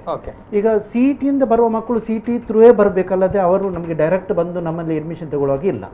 CET ಅವ್ರದ್ದು ಬರ್ತದೆ, ಬರೆದ ಮೇಲೆ ಅವರು ಕೌನ್ಸಿಲಿಂಗ್ ಹೋಗ್ತಾರೆ, ಕೌನ್ಸಿಲಿಂದಲೇ ಸೀಟ್ ಸೈಂಟ್ ಜೋಸೆಫ್ಗೆ ತಗೊಂಡು ಅಲ್ಲಿಂದಲೇ ಮಕ್ಕಳು ಡೈರೆಕ್ಟ್ ಬರ್ತಾರೆ. ಅದರ ಮೈನಾರಿಟಿ ಸೀಟಿಗೆ ನಮಗೆ ಡೈರೆಕ್ಟ್ ಆಗಿ ಮಕ್ಕಳು ಬರ್ಬೋದು, ನಮ್ಮ ಕಾಲೇಜಿಗೆ ಬಂದು ಮಾಹಿತಿಯನ್ನು ತಗೊಳ್ಬೋದು, ಹೇಗೆ ನಾವು ಮೈನಾರಿಟಿ ಸೀಟ್ಸ್ ಅನ್ನು ತಗೊಳ್ಬೋದು ಅಂತ. ನಮ್ಮಲ್ಲಿ ಮೈನಾರಿಟಿ ಮಕ್ಕಳಿಗೆ ಬೇರೆ ಬೇರೆ ರೀತಿಯ ಸ್ಕಾಲರ್ಶಿಪ್ಗಳಿವೆ. ಅಂದ್ರೆ ಈಗ ಎಲ್ಲ ಕಂಪ್ಯೂಟರ್ ಸೈನ್ಸ್ಗೆಲ್ಲ ಭಾರಿ ಡಿಮಾಂಡ್ ಇದೆ. ಹಾಗೆ ಬೇರೆ ಸಬ್ಜೆಕ್ಟ್ಸ್ ಕೂಡ ಇದೆ. ಬೇರೆ ಬೇರೆ ಸಬ್ಜೆಕ್ಟಿಗೆ ನಾವು ಸ್ಕಾಲರ್ಶಿಪ್ ಇಟ್ಟಿದ್ದೇವೆ, ಬೇರೆ ಬೇರೆ ರೀತಿಯ ಸ್ಕಾಲರ್ಶಿಪ್ ಇದೆ. ಸೊ ಮೈನಾರಿಟಿ ಮಕ್ಕಳು ಯಾರಿಗೆಲ್ಲ ಮೈನಾರಿಟಿ ಅಂಡರ್ ಅಲ್ಲಿ ಸೀಟ್ ಬೇಕು ಅವರು ಈಗಲೇ ಬೇಕಾದ್ರೆ ಜಾಯ್ನ್ ಆಗ್ಬೋದು. Yes. ಇಲ್ಲದ್ರೆ ಕೆಲವರಿಗೆ ಸೀಟ್ ಇಲ್ಲಿ ಸಿಕ್ಕುದಿಲ್ಲ, ಆಗ ನನಗೆ ಸೀನ್ ಜೋಸೆಫಲ್ಲಿ ಕಲಿಬೇಕಂತ ಇದ್ರೆ ಅವ್ರಿಗೆ ಮೈನಾರಿಟಿ ಅಂಡರ್ ಬರ್ಬೋದು. Yes. ಅದರಲ್ಲಿ ಮೈನಾರಿಟಿ ಮಾತ್ರ ಒಂದು ವೇಳೆ ನಾವು ಮೈನಾರಿಟಿಯಲ್ಲಿ ಉಳಿದ್ರೆ ಸೀಟನ್ನು ನಾವು ನಾನ್ ಮೈನಾರಿಟಿ ಕೂಡ ಕೊಡ್ತೇವೆ. Yes. ಬಟ್ ಮ್ಯಾನೇಜ್ಮೆಂಟಿಗೆ ನಾವು ಯಾವಾಗ ಕೂಡ ಮಕ್ಕಳು ಬರ್ಬೋದು. ಈಗಲೇ ನಾವು ಮ್ಯಾನೇಜ್ಮೆಂಟಿಗೆ ಸೀಟ್ಸ್ ನಾವು ಸ್ಟಾರ್ಟ್ ಮಾಡಿದ್ದೇವೆ. ಅಡ್ಮಿಷನ್ ಪ್ರೊಸೆಸ್ ಈಗ ಆಲ್ರೆಡಿ ಸ್ಟಾರ್ಟ್ ಆಗಿದೆ, ಅನೇಕ ಸೀಟ್ಸ್ಗಳು ಮುಗಿದಿವೆ ಈಗ. ಸೊ ಈಗ ಬರ್ತಾ ಇದ್ದಾರೆ. ಈಗ NRI ಮಕ್ಕಳು ಕೂಡ ಅದರ ಮುಖಾಂತರನೇ ಬರ್ತಾ ಇದ್ದಾರೆ. ಎಸ್, ಅದು ಬಹುಶಃ ತಾವು ಆ ಒಂದು ಅಡ್ಮಿಷನ್ ಪ್ರೊಸೆಸ್ನ ಬಗ್ಗೆ ಹೇಳಿರೋದ್ರಿಂದ, CET ಎಕ್ಸಾಮ್ನ ಬಗ್ಗೆ ಹೇಳಿರೋದ್ರಿಂದ ಒಂದು ಕೇಳ್ತಾ ಇರುವಂಥದ್ದು, ಆ ಕೌನ್ಸಲಿಂಗ್ ಆಗುವಂಥ ಟೈಮಲ್ಲಿ ಸ್ಟೂಡೆಂಟ್ಸ್ಗಳು ಏನೆಲ್ಲ ಡಾಕ್ಯುಮೆಂಟನ್ನು ಪ್ರೊಡ್ಯೂಸ್ ಮಾಡಬೇಕಾಗುತ್ತೆ ಅನ್ನುವಂಥದ್ದು. ಈಗ CET ಬರೆದ ಮಕ್ಕಳಿಗೆ ಒಮ್ಮೆ CET ರಿಸಲ್ಟ್ ಬಂದ ನಂತರ ಅವರಿಗೆ ಫಸ್ಟ್ ಇರೋದು ಅವರದ್ದು ವೆರಿಫಿಕೇಶನ್ ಆಫ್ ಸರ್ಟಿಫಿಕೇಟ್ಸ್. ಈಗ CET ಅಲ್ಲಿ ಏನಾಗ್ತದೆ ಅಂದ್ರೆ ಕೇವಲ ಜನರಲ್ ಮೆರಿಟ್ಗೆ ಮಾತ್ರ ಮಕ್ಕಳಿಗೆ ಸೀಟ್ ಹಂಚಿಕೆ ಆಗುದಿಲ್ಲ. ಜನರಲ್ ಮೆರಿಟ್ ಇದೆ, ಮತ್ತೆ ಎಲ್ಲ OBC category, SC ST category ಇದೆ ಅಲ್ವಾ, ಅದರ ಮುಖಾಂತರ ಮಕ್ಕಳಿಗೆ ಜಾಯ್ನ್ ಆಗ್ಬೋದು. ಈಗ ಬೇರೆ ಬೇರೆ ಕ್ಯಾಟಗರಿಯಲ್ಲಿ ಬರುವಾಗ ಮಕ್ಕಳಿಗೆ ಬೇರೆ ಬೇರೆ ಸರ್ಟಿಫಿಕೇಟ್ ಬೇಕು. ಈಗ ಒಂದು ಜನರಲ್ ಆಗಿ ಅವರಿಗೆ ಮೊದಲಿಗೆ ಬೇಕಾದದ್ದು ಅವರದ್ದು SSLC ಸರ್ಟಿಫಿಕೇಟ್, ಅದು ಬೇಕೇ ಬೇಕು. ಮತ್ತೆ ಅವರ PUC ಸರ್ಟಿಫಿಕೇಟ್. ಈಗ PUC ಅವರದ್ದು ರಿಸಲ್ಟ್ ಬಂದಿದೆ, ಮಾರ್ಕ್ಸ್ ಕಾರ್ಡ್ ಕೇವಲ ಕಂಪ್ಯೂಟರ್ನ ಶೀಟ್ ಅಲ್ಲಿ ಇದೆ. ಅದನ್ನು ಅವ್ರು ಏನ್ ಮಾಡ್ಬೇಕಂದ್ರೆ ಅವ್ರ ಕಾಲೇಜಿಗೆ ಹೋಗಿ ಪ್ರಿನ್ಸಿಪಲ್ ನ ಸಿಗ್ನೇಚರ್ ಮಾಡಿ ಟೆಸ್ಟ್ ಮಾಡಿದ್ರೆ ಸಾಕು ಈಗ ಸದ್ಯಕ್ಕೆ. ಅದರ ನಂತರ ಯಾರಿಗೆಲ್ಲ ಇನ್ಕಮ್ ಸರ್ಟಿಫಿಕೇಟ್ ಇದೆ ಅವರು ಇನ್ಕಮ್ ಸರ್ಟಿಫಿಕೇಟ್ ತಗೊಳ್ಬೇಕು. ಯಾರೆಲ್ಲ OBC ಕ್ಯಾಟಗರಿಯಲ್ಲಿ ಇದೆ ಅವರು ಕಾಸ್ಟ್ ಸರ್ಟಿಫಿಕೇಟ್ ಮಾಡಬೇಕು. ಮತ್ತೆ ಅದರ ನಂತರ 2 ರೀತಿಯ ಸೀಟುಗಳು ಇವೆ. ಅದು ಒಂದು ರೂರಲ್ ಸೀಟ್ಸ್ ಅಂತ. ಯಾರೆಲ್ಲ ಮಕ್ಕಳು 1 ರಿಂದ 10ನೇ ತರಗತಿವರೆಗೆ ರೂರಲ್ ಪ್ಲೇಸ್ ಅಲ್ಲಿ ಕಲ್ತಿದಾರ ಅವರಿಗೆ ಒಂದು ರೂರಲ್ ಸರ್ಟಿಫಿಕೇಟ್ ಅಂತ ಅವರು ಮಾಡಬಹುದು. ಮತ್ತೆ ಒಂದು ಅವರು ಕನ್ನಡ ಮೀಡಿಯಂದಲ್ಲಿ ಯಾರು 1 ರಿಂದ 10ರವರೆಗೆ ಕಲ್ತಿದ್ದಾರೆ ಅವರು ಕನ್ನಡ ಮೀಡಿಯಂ ಸರ್ಟಿಫಿಕೇಟ್ ಮಾಡಬೇಕು. ಈ ಎಲ್ಲ ಸರ್ಟಿಫಿಕೇಟು ಮಾಡಿದ್ರೆ ನಾಳ್ದು verification counter at a time ಕೊಟ್ಟರೆ ಆಗ್ತದೆ. ಈಗ ಕನ್ನಡದಲ್ಲಿ ಕಲಿಯುವುದಿಲ್ಲ ಅಂದ್ರೆ ನಿಮ್ಗೆ ಕನ್ನಡ ಸರ್ಟಿಫಿಕೇಟ್ ಮಾಡ್ಬೇಕಂತೇನಿಲ್ಲ. ಮಂಗಳೂರಲ್ಲಿ ಕಲ್ತರೆ ರೂರಲ್ ಸರ್ಟಿಫಿಕೇಟ್ ಬರೋದಿಲ್ಲ. ಸೊ ನಮಗೆ ಯಾವುದೆಲ್ಲ ಸರ್ಟಿಫಿಕೇಟ್ ಅಗತ್ಯ ಇದೆಯೋ ಈಗ CET ಆದ ಇಮಿಡಿಯೇಟ್ಲಿ ಅದನ್ನೆಲ್ಲ ಮಾಡಿ ಮುಗಿಸಿದ್ದಾರೆ. ಯಾಕಂದ್ರೆ ಈಗ ಕನ್ನಡ ಸರ್ಟಿಫಿಕೇಟ್ ಆಗಲಿ, ರೂರಲ್ ಸರ್ಟಿಫಿಕೇಟ್ ಆಗಲಿ, ಸ್ಟಡಿ ಸರ್ಟಿಫಿಕೇಟ್ ಆಗಲಿ, ಅದಕ್ಕೆಲ್ಲ ಪ್ರಿನ್ಸಿಪಲ್ನ ಸಿಗ್ನೇಚರ್ ಕೊಡಬೇಕು, ಬ್ಲಾಕ್ ಎಜುಕೇಶನ್ ಆಫೀಸರ್ ಅಥವಾ DDPI ನ ಸಿಗ್ನೇಚರ್ ಮತ್ತೆ ಅಟೆಸ್ಟೇಷನ್ ಕೊಡಬೇಕು. ಎಲ್ಲರೂ ಲಾಸ್ಟ್ ಮಿನಿಟ್ ಅಲ್ಲಿ ಒದ್ದಾಡಿ ಓಡಿದ್ರೆ ಅವರು ಕೂಡ ಸಿಕ್ಕುದಿಲ್ಲ.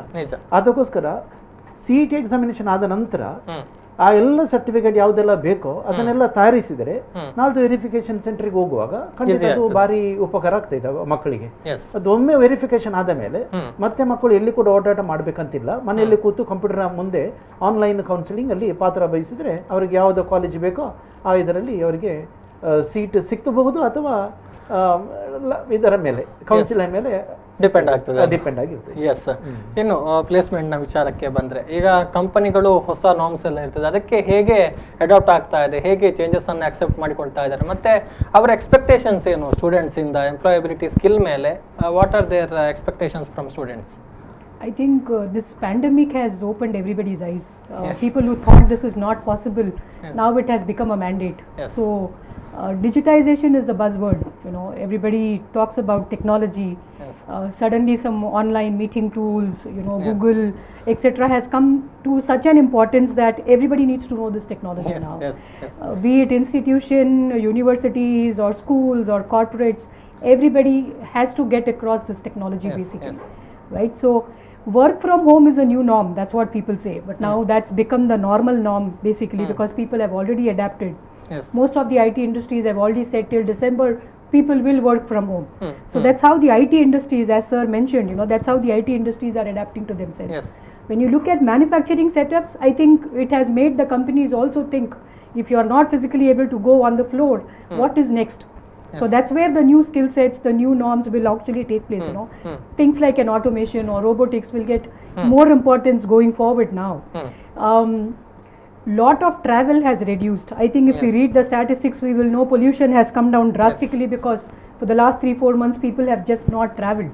Expenses cut down. Yeah, I mean for some people it's good, for some people it's really difficult to adapt because it's completely new and managing home and work both is not being easy. Maybe female workers would really say that, but even the men would say that adapting to such a norm is difficult, but that's how things are moving forward and slowly I think people are getting adapted to. For us in Campbell Placements, a lot of things will go virtual from now. Virtual means maybe the companies don't come down to campuses and they start doing everything online. Online itself. For current 2020 batch, we already had couple of core companies who did virtual online placements for us. Results are awaited, but it did happen. And future companies, if this COVID thing doesn't settle soon, I think virtual will be the new norm for everybody. When you say virtual, when you say online, that means the data is going to be most important. So everything is going on cloud, everything is going online, which means data that's going to be looked at. I mean, we've been hearing a lot of those, informations across as well. And along with the data comes security.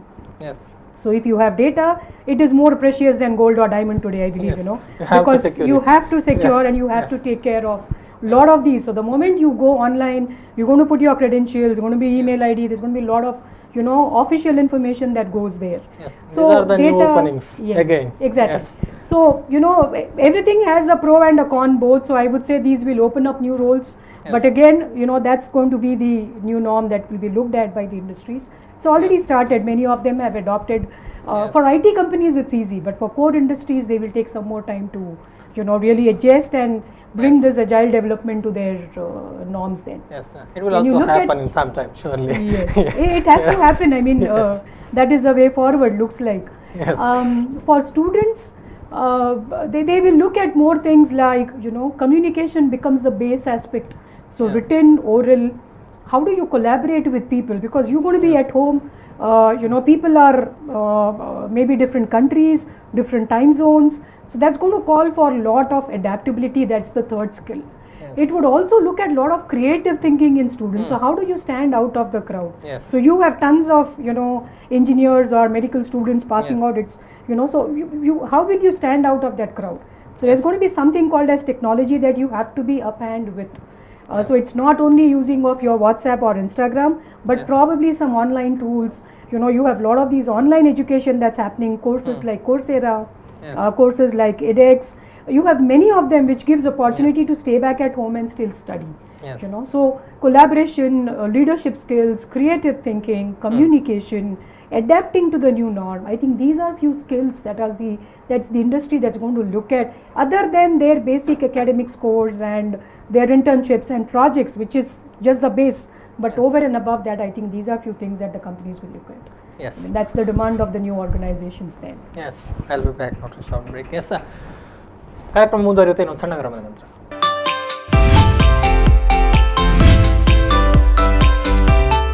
Saint Joseph ಶಿಕ್ಷಣ ಮಾರ್ಗದರ್ಶಿ ಕಾರ್ಯಕ್ರಮಕ್ಕೆ ಮತ್ತೊಮ್ಮೆ ಸ್ವಾಗತ. ಸಾಕಷ್ಟು ವಿಚಾರಗಳನ್ನು ತಿಳಿದುಕೊಂಡಿದ್ದೇವೆ. ಯಾವ ರೀತಿ ಸ್ಟೂಡೆಂಟ್ಗಳು ಅಡ್ಮಿಷನ್ಗೆ ಬರಬೇಕು, ಏನೆಲ್ಲ ಡಾಕ್ಯುಮೆಂಟ್ಸ್ ಬೇಕು, CET ಆದಮೇಲೆ ಏನೆಲ್ಲ ಮಾಡಬೇಕು, ಅವರ ಒಂದು ಮುಂದಿನ ಕೆಲಸಗಳು ಈಸಿ ಆಗಬೇಕಿದ್ರೆ ಎಲ್ಲವನ್ನು ಕೂಡ ತಿಳ್ಕೊಂಡಾಯಿತು. ಈಗ ಮತ್ತಷ್ಟು ಸಂಸ್ಥೆಯಲ್ಲಿ ಏನೆಲ್ಲ ಕೋರ್ಸ್ಗಳಿದೆ ಇದರ ಬಗ್ಗೆ ಕೂಡ ನಾವು ಮಾತನಾಡಬೇಕು. ಮತ್ತೊಮ್ಮೆ ಸ್ವಾಗತಿಸ್ತಾ ಇದ್ದೇನೆ ನಮ್ಮವರನ್ನು ಕೂಡ. ಪ್ರಿನ್ಸಿಪಲ್ ಸರ್, ತಮ್ಮನ್ನು ಕೇಳುವಂಥದ್ದು, ಒಬ್ಬ ಸ್ಟೂಡೆಂಟ್ ಅಥವಾ ಈಗ ಏನು PUC ಆಗಿದೆ, ಇಂಜಿನಿಯರಿಂಗ್ ಜಾಯ್ನ್ ಆಗಬೇಕು ಅಂತ ಇದ್ದಾನೆ, ಅವನು ಯಾಕೆ ಸೈಂಟ್ ಜೋಸೆಫ್ ಕಾಲೇಜನ್ನು ಆಯ್ಕೆ ಮಾಡಿಕೊಳ್ಬೇಕು? ಸಂಸ್ಥೆಯ ವಿಶೇಷತೆಗಳ ಬಗ್ಗೆ ಈಗ ಗೊತ್ತಿದೆ, ಆದರೂ ತಮ್ಮ ಬಾಯಿಂದಲೇ ಕೇಳಬೇಕು ಅನ್ನುವಂಥದ್ದು. ಖಂಡಿತವಾಗಿಯೂ ಈಗ ನಾವು ನೋಡಲಿಕ್ಕೆ ಹೋದರೆ ಈ ವೆರಿ ಕಾಂಪಿಟೇಟಿವ್ ವರ್ಲ್ಡ್, ಈಗ ತುಂಬ ಕಾಂಪಿಟೇಷನ್ ಇದೆ. ಇಂಥ ಒಂದು ಸಿಚುವೇಷನಲ್ಲಿ ನಾವು ಯಾವ ಕಡೆ ನಮಗೆ ಒಳ್ಳೆ ಟ್ರೈನಿಂಗ್ ಸಿಗ್ತದೆ, ಎಲ್ಲಿ ನಮಗೆ ನಮ್ಮ ವಿದ್ಯಾವಕಾಶಗಳು ಜಾಸ್ತಿ ಇದ್ದಾವೆ ಅಂತ ಒಂದು ಜಾಗ ನೋಡಿ ಅಲ್ಲಿ ವಿದ್ಯಾಭ್ಯಾಸ ಮಾಡುವಂಥದ್ದು ಭಾಳ ಮುಖ್ಯ. ಈ ನಿಟ್ಟಿನಲ್ಲಿ ನಾವು ನಮ್ಮ ಕಾಲೇಜಿನಲ್ಲಿ ಬೇಕಾದಷ್ಟು ಒಂದು ಸಿಸ್ಟಮನ್ನು ಬೆಳ್ಕೊಂಡು ಬಂದಿದ್ದೇವೆ. ಇದನ್ನು ಒಂದು ರೀತಿಯಲ್ಲಿ ನಮ್ಮ AICTE ನೀತಿ ಏನಂದರೆ ಇಂಟರ್ನ್ಶಿಪ್ಸು ಮತ್ತು ಈ ಸ್ಕಿಲ್ಸಿಗೆ ಒತ್ತು ಕೊಟ್ಟುವಂಥದ್ದು ಅದೊಂದು ನಾವೆಲ್ಲ ಇಂಪ್ಲಿಮೆಂಟ್ ಮಾಡಿದ್ದೇವೆ. ಇಂಟರ್ನ್ಶಿಪ್ಸಿಗೆ ಮತ್ತು ವರ್ಕಿಂಗ್ ವಿತ್ ಹ್ಯಾಂಡ್ಸ್ ಅಂಥದ್ದೆಲ್ಲ ನಮ್ಮಲ್ಲಿ ಟಿಂಕರಿಂಗ್ ಲ್ಯಾಬ್ಸ್ ಬಗ್ಗೆ ಹೇಳಿದ್ದೆ ನಾನು. ಆಮೇಲೆ ನಾವು ಇನ್ಕ್ಯುಬೇಷನ್ ಫೆಸಿಲಿಟೀಸ್ ಸ್ಟೂಡೆಂಟ್ಸಿಗೆ ಸ್ಟಾರ್ಟ್ ಮಾಡಲಿಕ್ಕೆ ಅಂತ ಇದು ಏನಾದ್ರು ಒಂದು ಪ್ರಾಡಕ್ಟ್ ಡೆವಲಪ್ ಮಾಡಲಿಕ್ಕೆ ಬೇಕಾದ ಒಂದು ಟ್ರೈನಿಂಗ್ ಕೊಡುವಂಥದ್ದು ಅಥವಾ ಒಂದು ಅವಕಾಶ ಕೊಡಲಿಕ್ಕೆ ಅದನ್ನೆಲ್ಲ ನಾವು ಎಲ್ಲ ಸೆಟಪ್ ಮಾಡಿದ್ದೇವೆ.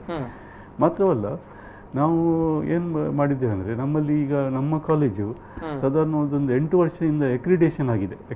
Accredited institution by national board of accreditation. ಒಂದು ಸಮಯ 2012-2013 ಆ ವರ್ಷದಲ್ಲಿ ಇಲ್ಲಿ ಸುತ್ತಮುತ್ತಗೆ NITಗೆ ಬಿಟ್ಟರೆ ಯಾವ ಕಾಲೇಜಿಗೂ ಸರಿಯಾಗಿ ಅಕ್ರಿಡೇಷನ್ ಇರಲಿಲ್ಲ. ಆ ಟೈಮಿಂದನೂ ಅಕ್ರಿಡೇಷನ್ ಆಗಿದೆ. 3 ಸೈಕಲ್ ಅನ್ನು ಕಂಪ್ಲೀಟ್ ಮಾಡಿದ ಡಿಪಾರ್ಟ್ಮೆಂಟ್ಗಳಿದ್ದಾವೆ, ಅಕ್ರಿಡೇಟೆಡ್ ಡಿಪಾರ್ಟ್ಮೆಂಟ್ಸ್. ಈ ಇದು NBAದು ಶೈಲಿ ನೋಡಿದರೆ ಅವರ accreditation it is based on outcome based education. Outcome ಅಂದರೆ ಸ್ಟೂಡೆಂಟ್ಸಿಗೆ ಅವರ ಉದ್ಯೋಗಕ್ಕೆ ಬೇಕಾದ ಯಾವ ಔಟ್ಕಮ್ಸ್ ಇರ್ತದೆ ಅವರಲ್ಲಿ. ಕಮ್ಯುನಿಕೇಷನ್ ಮೇಡಮ್ ಹೇಳಿದ್ರು ನೋಡಿ, ಸ್ಕಿಲ್ಸ್ ನಾನು ಹೇಳಿದ್ದೇನೆ, ಹಾರ್ಡ್ ಸ್ಕಿಲ್ಸ್, ಸಾಫ್ಟ್ ಸ್ಕಿಲ್ಸ್ ಎಲ್ಲ, ಇಂಥ ಸ್ಕಿಲ್ಸ್ಗಳನ್ನು ಮೆಷರ್ ಮಾಡಿ ಎಲ್ಲೆಲ್ಲಿ ಕಮ್ಮಿ ಬರ್ತದೆ ಅದನ್ನು ನಾವು ಶಿಕ್ಷಣದಲ್ಲಿ ಚೇಂಜಸ್ ಮಾಡುವಂಥದ್ದು. ಆ ಒಂದು ಲೂಪಿಗೆ ಔಟ್ಕಮ್ ಬೇಸ್ಡ್ ಎಜುಕೇಷನ್ ಅಂತಿದೆ. ಅದನ್ನು ನಾವು ಇಂಪ್ಲಿಮೆಂಟ್ ಮಾಡಿದ್ದೇವೆ. ಅದನ್ನು ಇಂಪ್ಲಿಮೆಂಟ್ ಮಾಡೋಕ್ಕೋಸ್ಕರ ನಮ್ಮ ಶಿಕ್ಷಕರು ಏನು ಮಾಡ್ತಾರೆ ಅಂದರೆ, ಕ್ಲಾಸಲ್ಲಿ ಕಲಿಯುವಾಗ ಆಮೇಲೆ ಎಲ್ಲ ಅವರ ಪ್ರಾಕ್ಟೀಸ್ ಏನೇನು ಮಾಡ್ತಾರೆ ಅದೆಲ್ಲ ಮಾರ್ಕ್ಸ್ ಇದೆಲ್ಲ ಕರೆಕ್ಟಾಗಿ ಅಸೆಸ್ ಮಾಡಿ ಎಲ್ಲೆಲ್ಲಿ ನಮ್ಮ ಟಾರ್ಗೆಟ್ಸಿಗೆ ಕಮ್ಮಿ ಬರ್ತದೆ ಅಂಥ ಜಾಗದಲ್ಲಿ ನಾವು ಜಾಸ್ತಿ ಒತ್ತು ಹಾಕಿ ಇಂಪ್ರೂವ್ ಮಾಡ್ತೇವೆ ಸಿಸ್ಟಮನ್ನು. ಇದನ್ನು ನಾವು ಸಾಧಾರಣ 6 ರಿಂದ 8 ವರ್ಷಗಳಿಂದ ನಡೆಸ್ಕೊಂಡು ಬಂದಿದ್ದರಿಂದ ನಮ್ಮಲ್ಲಿ ಈ ಸಿಸ್ಟಮ್ ಭಾಳ ಒಂದು ಒಳ್ಳೆ ಪ್ರಬುದ್ಧತೆಯನ್ನು ಹೊಂದಿ ಈಗ ಭಾಳ ಸ್ಟ್ರಾಂಗ್ ಆಗಿದೆ ಸಿಸ್ಟಮ್. ನಾವು ಈಗ ಏನು ಮಾಡಿದ್ದೇವೆ ಅಂದರೆ, ಟೀಚಿಂಗನ್ನು ಫುಲ್ ಸೆಟ್ ಆಗಿದ್ದರಿಂದ ರಿಸರ್ಚ್ ಕಡೆ ಜಾಸ್ತಿ ಒತ್ತು ಕೊಡಲಿಕ್ಕೆ ಸ್ಟಾರ್ಟ್ ಮಾಡಿದ್ದೇವೆ. ಫ್ಯಾಕಲ್ಟಿ ರಿಸರ್ಚಲ್ಲಿ ಇನ್ವಾಲ್ವ್ ಆದರೆ ಅವರು ಸ್ಟೂಡೆಂಟ್ಸನ್ನು ಇನ್ನೂ ಚೆನ್ನಾಗಿ ಕಲಿಸ್ಬೋದು. ಅದನ್ನು ಮೊದಲಿಂದಲೂ ಮಾಡ್ತಿದ್ದೆವು, ಈಗ ನಾವು ಅದನ್ನ ಕಡೆ ಜಾಸ್ತಿ ಗಮನ ಕೊಡಲಿಕ್ಕೆ ಸ್ಟಾರ್ಟ್ ಮಾಡಿದ್ವಿ. ಟೀಚಿಂಗ್ ಇನ್ಸ್ಟಿಟ್ಯೂಷನ್ ಇಂದ we want to become a research institution. This is the focus. ಇದನ್ನು ನಾವು ಮಾಡ್ತಿದ್ದೇವೆ. ಸೊ ಇದರ ಇಂಪ್ಯಾಕ್ಟ್ ಡೆಫಿನೆಟ್ಲಿ ನಮ್ಮ ಸ್ಟೂಡೆಂಟ್ಸ್ ಮೇಲೆ ಕಾಣ್ತಾ ಇದೆ. ಯಾಕೆಂದರೆ ನಮ್ಮ ಸ್ಟೂಡೆಂಟ್ಸ್ ತುಂಬ ಕ್ಲಬ್ಸಲ್ಲೆಲ್ಲ ಇನ್ವಾಲ್ವ್ ಆಗಿದ್ದಾರೆ. ಈ ಇದು RKSTC ಕ್ಲಬ್ ಒಬ್ಬರು ರೋಬೋಟಿಕ್ಸ್ ಮಾಡಿ ಆ ರೋಬೋಟ್ಗಳನ್ನು ಬಿಲ್ಡ್ ಮಾಡಿ ಅವರು ಎಲ್ಲೆಲ್ಲಿ ಎಂತೆಂಥ ಶಿಕ್ಷೆಗಳಲ್ಲಿ ಕಾಂಪಿಟೇಷನಿಗೆ ಹೋಗಿ ಇಂಟರ್ನ್ಯಾಷನಲ್ ಕಾಂಪಿಟೇಷನ್ ಎಲ್ಲ ಪ್ರೈಸ್ ಮಾಡಿ ತಗೊಂಡು ಬಂದಿದ್ದಾರೆ. SAE ಅಂತಂದವರು ಆಲ್ಟರಿಯನ್ ವೆಹಿಕಲ್ ರೇಸಿಂಗ್ ರ್ಯಾಲಿ ವೆಹಿಕಲ್ಸನ್ನು ಬಿಲ್ಡ್ ಮಾಡಿ ಅಂಥ ಕಾಂಪಿಟೇಷನಲ್ಲಿ ಹೋಗಿ ವಿನ್ ಆಗಿ ಬಂದಿದ್ದಾರೆ. ಏರೋ ಮಾಡಲಿಂಗ್ ಮಾಡುವಂಥವ್ರು ನಮ್ಮಲ್ಲಿ ಏರೋನಾಟಿಕ್ಸ್ ಇಲ್ಲ ಇದ್ರು ಮೆಕ್ಯಾನಿಕಲ್ ಇಂಜಿನಿಯರ್ಸ್ ಏರೋನಾಟಿಕ್ಸ್ ಮಾಡಿ ಏರೋನಾಟಿಕಲ್ ಕಾಲೇಜಿಗಿಂತ ಜಾಸ್ತಿ ಇದು ಪ್ರಶಸ್ತಿಯನ್ನು ಗಳಿಸಿ ವಾಪಸ್ ಬಂದಿದ್ದಾರೆ. ಇದೆಲ್ಲ ಸಕ್ಸಸ್ಗಳು ಯಾಕೆ ಆಗ್ತವೆ ಅಂದರೆ, ಬಿಕಾಸ್ ಅವರು ಪ್ರಾಕ್ಟಿಕಲ್ ಇನ್ವಾಲ್ವ್ ಆಗಿ ನಾವು ಅವರನ್ನು ಅಳವಡಿಸಿಕೊಳ್ತಾ ಇದ್ದೇವೆ. ಅದರಿಂದ ಕಾಲೇಜಲ್ಲಿ ಅಟ್ಮಾಸ್ಫಿಯರ್ ಆಗಿದೆ. ಅವರು doing things, making things, building things, designing, ಆ ಅಟ್ಮಾಸ್ಫಿಯರ್ ಒಂದು ಇದೆ. ಅಟ್ ದ ಸೇಮ್ ಟೈಮ್ ನಮ್ಮ ಕಾಲೇಜಿಗೆ ಒಂದು ಇದಿದೆ ಪ್ರಶಸ್ತಿ ಏನಂದರೆ ಡಿಸಿಪ್ಲಿನ್ಡ್ ಕಾಲೇಜ್ ಅಂತ. College is known for discipline. ಯಾರಾದರೂ ಕೇಳಿ ಸ್ವಂತ ಪೇರೆಂಟ್ಸ್ಗೆ ಕೇಳಿ, why are you putting your son or daughter into that college? Because there is discipline. Discipline is the foundation for a professional to work in society. ನಾವು ಪ್ರೊಫೆಷನಲಿಸಮ್ಗೆ ತುಂಬ importance ಕೊಡ್ತೇವೆ. ಅದನ್ನೇ ನಮ್ಮ ಶಿಕ್ಷೆ ಎಲ್ಲರೂ ಪ್ರೊಫೆಷನಲಿಸಮ್ ಒಂದು ತೋರಿಸುವಂಥದ್ದು ಒಂದು ಬಹಳ ಮುಖ್ಯ. ಆಮೇಲೆ ಇದೆಲ್ಲ ಇಂಥ ಸ್ಕಿಲ್ಸ್ ಎಲ್ಲ ನಾವು ಬಾಯಲ್ಲಿ ಹೇಳಿದ್ರಿಂದ ಬರೋದಿಲ್ಲ. ಪ್ರಾಕ್ಟೀಸ್ ನಾವು ಮಾಡಿ ತೋರಿಸ್ಬೇಕು. ನಾವು ಮಾದರಿ ಆದಾಗಲೇ ಹುಡುಗರು ಅದನ್ನು ನಮ್ಮ ಸ್ಟೂಡೆಂಟ್ಸ್ ಇಂಪ್ಲಿಮೆಂಟ್ ಮಾಡಿಕೊಡ್ತಾರೆ. ಅದು ನಮಗೆ ಮನವರಿಕೆ ಆಗಿದೆ.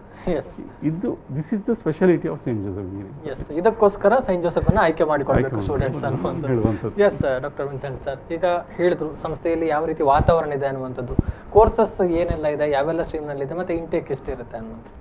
ಓಕೆ, ನಮ್ಮಲ್ಲಿ 6 ಇಂಜಿನಿಯರಿಂಗ್ಗಳು ಕೋರ್ಸ್ಗಳಿವೆ. ಎಸ್, ಅದರಲ್ಲಿ ಒಂದು ಕಂಪ್ಯೂಟರ್ ಸೈನ್ಸ್ ಆ್ಯಂಡ್ ಇಂಜಿನಿಯರಿಂಗ್ ಅಂತ, ಅದರಲ್ಲಿ 180 ಸೀಟುಗಳಿವೆ ನಮ್ಮಲ್ಲಿ. ಎಸ್. ಮತ್ತೊಂದು ಎಲೆಕ್ಟ್ರಾನಿಕ್ಸ್ ಆ್ಯಂಡ್ ಕಮ್ಯುನಿಕೇಷನ್ ಅಂತ, ಅದರಲ್ಲಿ 120 ಸೀಟುಗಳಿವೆ. ಎಸ್. ಮೆಕ್ಯಾನಿಕಲ್ ಇಂಜಿನಿಯರಿಂಗಲ್ಲಿ ಒಂದ್ಸಗೆ 180 ಸೀಟುಗಳು. ಮತ್ತೆ ಎಲೆಕ್ಟ್ರಿಕಲ್ ಆ್ಯಂಡ್ ಎಲೆಕ್ಟ್ರಾನಿಕ್ಸ್ ಅಂತ, ಅದರಲ್ಲಿ 60. ಮತ್ತೆ ಸಿವಿಲ್ ಇಂಜಿನಿಯರಿಂಗ್ ಅಲ್ಲಿ 60 ಇದೆ. ಈ ವರ್ಷ ನಾವು ಇನ್ನೊಂದು ಬ್ರಾಂಚ್ ಅನ್ನು ಸ್ಟಾರ್ಟ್ ಮಾಡಿದ್ದೇವೆ. ಅದು ಕಂಪ್ಯೂಟರ್ ಸೈನ್ಸ್ ಇನ್ ಇಂಜಿನಿಯರಿಂಗ್ ಅಲ್ಲಿ artificial intelligence and machine learning ಅಂತ, ಅದೊಂದು ಅಡ್ವಾನ್ಸ್ ಸಬ್ಜೆಕ್ಟ್. ಅದು ಈ ವರ್ಷ ಮೊದಲಾಗಿ ಓನ್ಲಿ ಕೆಲವು ಕಾಲೇಜಸ್ಗಳು ಕರ್ನಾಟಕದಲ್ಲಿ ಸ್ಟಾರ್ಟ್ ಮಾಡ್ತೇವೆ. ನಾವು ಕೂಡ ಒಂದು ಸ್ಟಾರ್ಟ್ ಮಾಡ್ತಾ ಇದ್ದೇವೆ. ಅದರಲ್ಲಿ 60 ಇಂಟೆಕ್ ಇದೆ. ಹಾಗೆ ನಮ್ಮಲ್ಲಿ ಟೋಟಲ್ ಇಂಜಿನಿಯರಿಂಗ್ ಆಗಿ 660 ಸೀಟುಗಳಿವೆ. ಮತ್ತೆ ನಮ್ಮಲ್ಲಿ 2 ಪೋಸ್ಟ್ ಗ್ರಾಜುಯೇಷನ್ ಪ್ರೋಗ್ರಾಮ್ ಕೂಡ ಇದೆ. ಅದೊಂದು MBA master of business administration ಅಂತ, ಇದರಲ್ಲಿ 120. ಲಾಸ್ಟ್ ಇಯರ್ ವರೆಗೆ ನಮ್ಮಲ್ಲಿ 60 ಸೀಟುಗಳಿದ್ದು, ಈ ವರ್ಷ ನಮಗೆ 60 ಸೀಟು ಜಾಸ್ತಿ ಕೊಟ್ಟಿದ್ದಾರೆ, 120 ಇವೆ. ಮತ್ತೆ we have MCA master of computer application ಅಂತ, ಅದರಲ್ಲಿ 60 ಸೀಟ್ ಇದೆ. ಒಂದು ಅಡ್ವಾಂಟೇಜ್ MCA ಅಂದರೆ, ಇತ್ತೀಚಿನ ವರ್ಷವರೆಗೆ 3 ವರ್ಷ MCA ಪ್ರೋಗ್ರಾಮ್ ಇತ್ತು. ಈ ವರ್ಷದಿಂದ ಅದು MCA 2 ವರ್ಷ ಪ್ರೋಗ್ರಾಮ್ ಆಗಿದೆ. ಆದ ಕಾರಣ ಟೋಟಲ್ ಆಗಿ ಅಲ್ಲಿ 660 ಮತ್ತು ಇಲ್ಲಿ 180. ಸೊ ಅಷ್ಟು ಮಕ್ಕಳು ಈಗ ನಮ್ಮ ಕಾಲೇಜಿಗೆ ಜಾಯ್ನ್ ಆಗ್ಬೋದು. ಅಷ್ಟು ಸೀಟ್ಸ್ಗಳು ಅಲ್ಲಿ ಅವೈಲೇಬಲ್ ಇದೆ. ಎಸ್. ಇನ್ನು ಡಾಕ್ಟರ್ ರಿಯೋ ಸರ್, ಈಗ ಕಾಲೇಜಿನಲ್ಲಿ ಅವಕಾಶಗಳು ಹೇಳಿದ್ರೆ ಯಾವ ರೀತಿ ವಾತಾವರಣ ಇದೆ ಅನ್ನುವಂಥದ್ದು, ಇನ್ನು ಸ್ಪೆಷಲ್ ಆಗಿ ಏನೆಲ್ಲ ಅವರಿಗೆ ಅವಕಾಶಗಳು ಸಿಗುತ್ತೆ, ಏನೆಲ್ಲ ಅವೆನ್ಯೂಸ್ ಅವರಿಗೆ ಸಿಗುತ್ತೆ ಅನ್ನುವಂಥದ್ದು? ಈಗ ಖಂಡಿತವಾಗಿ ನೋಡಿ, ಈಗ ಒಬ್ಬ ಇಂಜಿನಿಯರ್ ಎಂಬವನು ಈ ಸೊಸೈಟಿಯಲ್ಲಿ ಒಂದು ಬದುಕಬೇಕಾದ್ರೆ has to be not just an engineer, has to be an human be. ನಮ್ಮ ವಿಶ್ವವಿದ್ಯಾನಿಲಯ ಅವರು ಹೇಳೋದು ಮೊದಲು ಮಾನವನಾಗು ಅಂತ, ಫಸ್ಟ್ ಬಿ ಹ್ಯೂಮನ್ ಅಂತ. ನಮ್ಮಲ್ಲೂ ಕೂಡ ನಾವು ಏನು ಹೇಳ್ತೇವೆ, ನಮ್ಮ ಇದು ಮೊಟ್ಟೋ, ನಮ್ಮ ಕಾಲೇಜಿನ ಮೊಟ್ಟೋ ಏನಂದರೆ ಸರ್ವಿಸ್ ಆ್ಯಂಡ್ ಎಕ್ಸಲೆನ್ಸ್ ಅಂತ. You should be able to give excellent service. You have to be excellent at that. But service is the important thing that you have to do ಅಂತ. ಇವುಗಳನ್ನೆಲ್ಲ ಒಂದು ಅಳವಡಿಸಿಕೊಳ್ಳಿಕ್ಕೆ ನಮ್ಮ ಇದರಲ್ಲಿ ನಾವು ನಮ್ಮ ವಿದ್ಯಾರ್ಥಿಗಳನ್ನು ಮೋರ್ ಕಮ್ಯುನಿಟಿ ಎಂಗೇಜ್ಮೆಂಟ್ ಕಡೆ ತಗೊಂಡು ಹೋಗ್ತಾ ಇದ್ದೇವೆ. ನಾವು ಸುತ್ತಮುತ್ತಲಿ ಒಂದು 5 ಗ್ರಾಮ ಪಂಚಾಯತ್ಗಳನ್ನು ದತ್ತು ತಗೊಂಡಿದ್ದೇವೆ. ಹಳ್ಳಿಗಳಲ್ಲ, ಗ್ರಾಮ ಪಂಚಾಯತ್ಗಳನ್ನೇ. ಒಂದೊಂದು ಗ್ರಾಮ ಪಂಚಾಯತ್ 10-15 ಇದಿದೆ, ಹಳ್ಳಿಗಳಿದಾವೆ. ಇವುಗಳಲ್ಲಿ ನಾವು ನಮ್ಮ ಮಕ್ಕಳನ್ನು ಕಳಿಸಿ ಅವರನ್ನು ಅಲ್ಲಿ ಇಂಜಿನಿಯರಿಂಗ್ ಸೊಲ್ಯೂಷನ್ಸ್ ಕೊಡಲಿಕ್ಕೆ ಫಾರ್ ಟೆಕ್ನಿಕಲ್ ಪ್ರಾಬ್ಲಮ್ಸ್ ನಾವು ಅವರನ್ನು ಈಗ ನಾವು ಅವರಿಗೆ ಟ್ರೈನಿಂಗ್ ಕೊಡ್ತಾ ಇದ್ದೇವೆ. ಅದು ನಾವು ಬಳಸಿಕೊಂಡು ಬಂದಿದ್ದೇವೆ. ನಾಟ್ ಓನ್ಲಿ ದ್ಯಾಟ್, ಕ್ಯಾಂಪಸಲ್ಲಿ ಕೂಡ ಆಗಲಿ ಒಂದು ಎಕೋ ಕ್ಲಬ್ ಅಂತ ಇದೆ, ವಾಟರ್ ಕನ್ಸರ್ವೇಷನ್ ಅದು ಇದೆಲ್ಲ ಅಂಥದ್ದೆಲ್ಲ ಜಾಸ್ತಿ ನಾವು ಒತ್ತು ಕೊಟ್ಟು ಮಕ್ಕಳಿಗೆ ಒಂದು ಈ ನಮ್ಮ ಬರುವ ಇದು ಪೀಳಿಗೆಯ ಸಮಸ್ಯೆಗಳನ್ನು ಕಮ್ಮಿ ಮಾಡಿ ಹೇಗೆ ಸಾಲ್ವ್ ಮಾಡುವಂಥದ್ದು ಹ್ಯಾಂಡ್ಸ್ ಆನ್ ಅದನ್ನು ನಾವು ಕಳಿಸಲಿಕ್ಕೆ ಜಾಸ್ತಿ ಇದು ಒತ್ತು ಕೊಡ್ತೇವೆ. ನಾವು ಆಲ್ರೆಡಿ ನಾನು ಹೇಳಿದೆ, ನಾವು ಇಷ್ಟೊಂದು ಕಾಲೇಜುಗಳಲ್ಲಿ ಸ್ಕೂಲ್ಗಳಲ್ಲಿ ಹೋಗಿ ನಾವು ಇದು ನಮ್ಮ ಟೀಚರ್ಸಿಗೆಲ್ಲ ಟ್ರೈನಿಂಗ್ ಕೊಟ್ಟೆ. ನಾವು ಯಾರನ್ನು ಚಾರ್ಜ್ ಮಾಡಲಿಕ್ಕೆ ಹೋಗಲಿಲ್ಲ. It was A free service from our faculty. ನಮ್ಮ ಸ್ಟೂಡೆಂಟ್ಸ್ ಕೂಡ ಹೋಗಿ ತುಂಬ ಸ್ಕೂಲ್ಸ್ಗಳಲ್ಲಿ ಮಕ್ಕಳಿಗೆಲ್ಲ ಇದು ಪಾಠಗಳಿಗೆ ಕೊಡುವಂಥದ್ದು, ಅವರನ್ನೆಲ್ಲ ಇನ್ವಾಲ್ವ್ ಮಾಡುವಂಥದ್ದೆಲ್ಲ ಮಾಡ್ತಾರೆ. ಇದೆಲ್ಲ ಏನಂದರೆ ಒಂದು ಕಾರ್ಪೊರೇಟ್ ನಮ್ಮ ಒಂದು ಎಡ್ಯುಕೇಷನ್ ಸೋಷಿಯಲ್ ರೆಸ್ಪಾನ್ಸಿಬಿಲಿಟಿ ಅದನ್ನೊಂದು ಇದು ಮಾಡ್ಕೊಳ್ಳುವಂಥದ್ದು. ಮಕ್ಕಳು they should not be just technically ಇದು skills, they should be also human beings. ಪುಸ್ತಕದ ಹುಳುಗಳಾಗಿ ಹೊರಗೆ ಬ್ಯಾಲೆನ್ಸ್ ಆಗಿ ಸಮಾಜಕ್ಕೆ ಆಸ್ತಿ ಆಗಬೇಕು. ಅಟ್ ದ ಸೇಮ್ ಟೈಮ್ ಸ್ಪೋರ್ಟ್ಸಿಗೆ ಕೂಡ ತುಂಬ ಒತ್ತು ಕೊಟ್ಟಿದ್ದೇವೆ ನಾವು. ಸ್ಪೋರ್ಟ್ಸಲ್ಲಿ ನಮಗೆ ಲಾಸ್ಟ್ ಟೈಮ್ ಯೂನಿವರ್ಸಿಟಿಯವರು ಕೂಡ ಪ್ರಶಂಸೆ ಎಲ್ಲ ಕೊಟ್ಟಿದ್ದಾರೆ. ಅದಕ್ಕೆ ಇದು ಒಂದು ಸ್ಪೆಷಲ್ ಪ್ರೈಸ್ ಎಲ್ಲ ಕೊಟ್ಟಿದ್ದು ಇದೆ. ಇದು ನೋಡ್ಲಿಕ್ಕೆ ಹೋದ್ರೆ ಇಷ್ಟೊಂದು ಸ್ಪೋರ್ಟ್ಸಲ್ಲಿ ನಾವು ಎಷ್ಟು ಮುಂದೆ ಬಂದಿದೆ ಅಂದರೆ, ನಮ್ಮಲ್ಲಿ ಈಗ ಒಂದು ಚೆಸ್ ಗ್ರ್ಯಾಂಡ್ ಮಾಸ್ಟರ್ ಇದ್ದಾಳೆ ಒಬ್ಳು, ಒಂದು ವಿದ್ಯಾರ್ಥಿ. ಪ್ಲಸ್ ಕಾಮನ್ವೆಲ್ತಲ್ಲಿ ಹೋಗಿ ಪಾರ್ಟಿಸಿಪೇಟ್ ಮಾಡಿರೋದು ಸ್ಟೂಡೆಂಟು ಒಬ್ಬ ಇದ್ದಾನೆ. ನಾಟ್ ಓನ್ಲಿ ದಟ್, ನಮ್ಮ ಇದು ಗೇಮ್ಸಲ್ಲಿ ಕೂಡ ತುಂಬ ಪ್ರಶಂಸೆ ತಂದಿದ್ದಾರೆ. ಸೊ ಅದು ಫಿಸಿಕಲ್ ಸೈಡಲ್ಲೂ ಕೂಡ ಒಂದು ಹೆಲ್ತಿ ಕ್ಯಾಂಪಸ್ ಅನ್ನೋಂಥವ್ರು ಇರಬೇಕಂತ ನಾವು ಎಕ್ಸಸೈಸ್ ಮಾಡಿ ಜಿಮ್ ಆಗಲಿ ಅದೆಲ್ಲ ಅಂಥದ್ದೆಲ್ಲ ತುಂಬ ನಾವು. So physically they should be and mentally also and spiritual growth also that is also kept. And the value education ಗೆ ತುಂಬಾ ಇಂಪಾರ್ಟೆನ್ಸ್ ಕೊಡ್ತಾ ಇದ್ದೇವೆ ನಾವು. ಫಸ್ಟ್ ಇಯರ್ ಅಲ್ಲಿ ಆಗಲಿ ಸೆಕೆಂಡ್ ಇಯರ್ ಅಲ್ಲಿ ವ್ಯಾಲ್ಯೂ ಎಡ್ಯುಕೇಷನ್ ಕ್ಲಾಸಸ್ ಕೂಡ ಮಾಡ್ತೇವೆ ನಾವು ಅದನ್ನು ಒಂದು ಈಗ ಟೆಕ್ನಿಕಲಿ ಬಂದ್ರು ಅವರಿಗೆ ವ್ಯಾಲ್ಯೂ ಎಡ್ಯುಕೇಷನ್ ಬೇಡ ಅಂತ ಹೇಳಿ ನಾವು ಭಾವಿಸೋದೇ ಇಲ್ಲ. That is very important. Moral foundation is very important. Yes. So that is something which we give a lot of. ಅದನ್ನ ಅಡಿಪಾಯವಾಗಿ ಇಟ್ಟುಕೊಂಡು ಶಿಕ್ಷಣವನ್ನು ಕೊಡುವಂತ ಕೆಲಸ ಸೈಂಟ್ ಜೋಸೆಫ್ ಕಾಲೇಜಿನಲ್ಲಿ ಆಗ್ತಾ ಇದೆ. Definitely. Yes sir. ಇನ್ನು future demands of industries, various industries ಏನು ಹೇಳ್ತೀರಾ? So when we talk about the new norm, it all speaks about technology. Yes. So digitization will be one. All the students or overall the generation has to get adapted to this new technology. Automation is another skill that people are going to look at, because going forward, if things have to be automated, that's going to save a lot of redundant work and going to bring a lot of more jobs. Future demands will also increase because of this paradigm shift from your normal work status to a new work status. This will create a lot of new jobs, new responsibilities, new roles. Maybe a lot of new startups emerge out of this. So, the automotive engineering will now become mobility services. Your pharma is going to be more technology oriented. Production is going to be more value added services. So, you're going to have a change of these industries basically. And everybody is looking at having an agile plus compact development center. So, how do you keep a business which can change and get transformed when such pandemic situations come? I think this situation has really brought the other side of it outside. Though we look at, a lot of job losses, that's the grim side of, COVID pandemic. But if you look at the positive part of it, opportunities. Everybody has looked at the technology as an opportunity. Everybody has looked or learned a lot of new skills, staying at home. Other than engineering or education, a lot of people have learned how to cook food. Bakery has become some more interesting thing for people. I mean, just out of the context. So COVID has also given a positive impact, and so are the industries adapting to the new norms in this way then. So these are some things that will really come up, like cloud will be in demand, data security, cyber security, automation, robotics.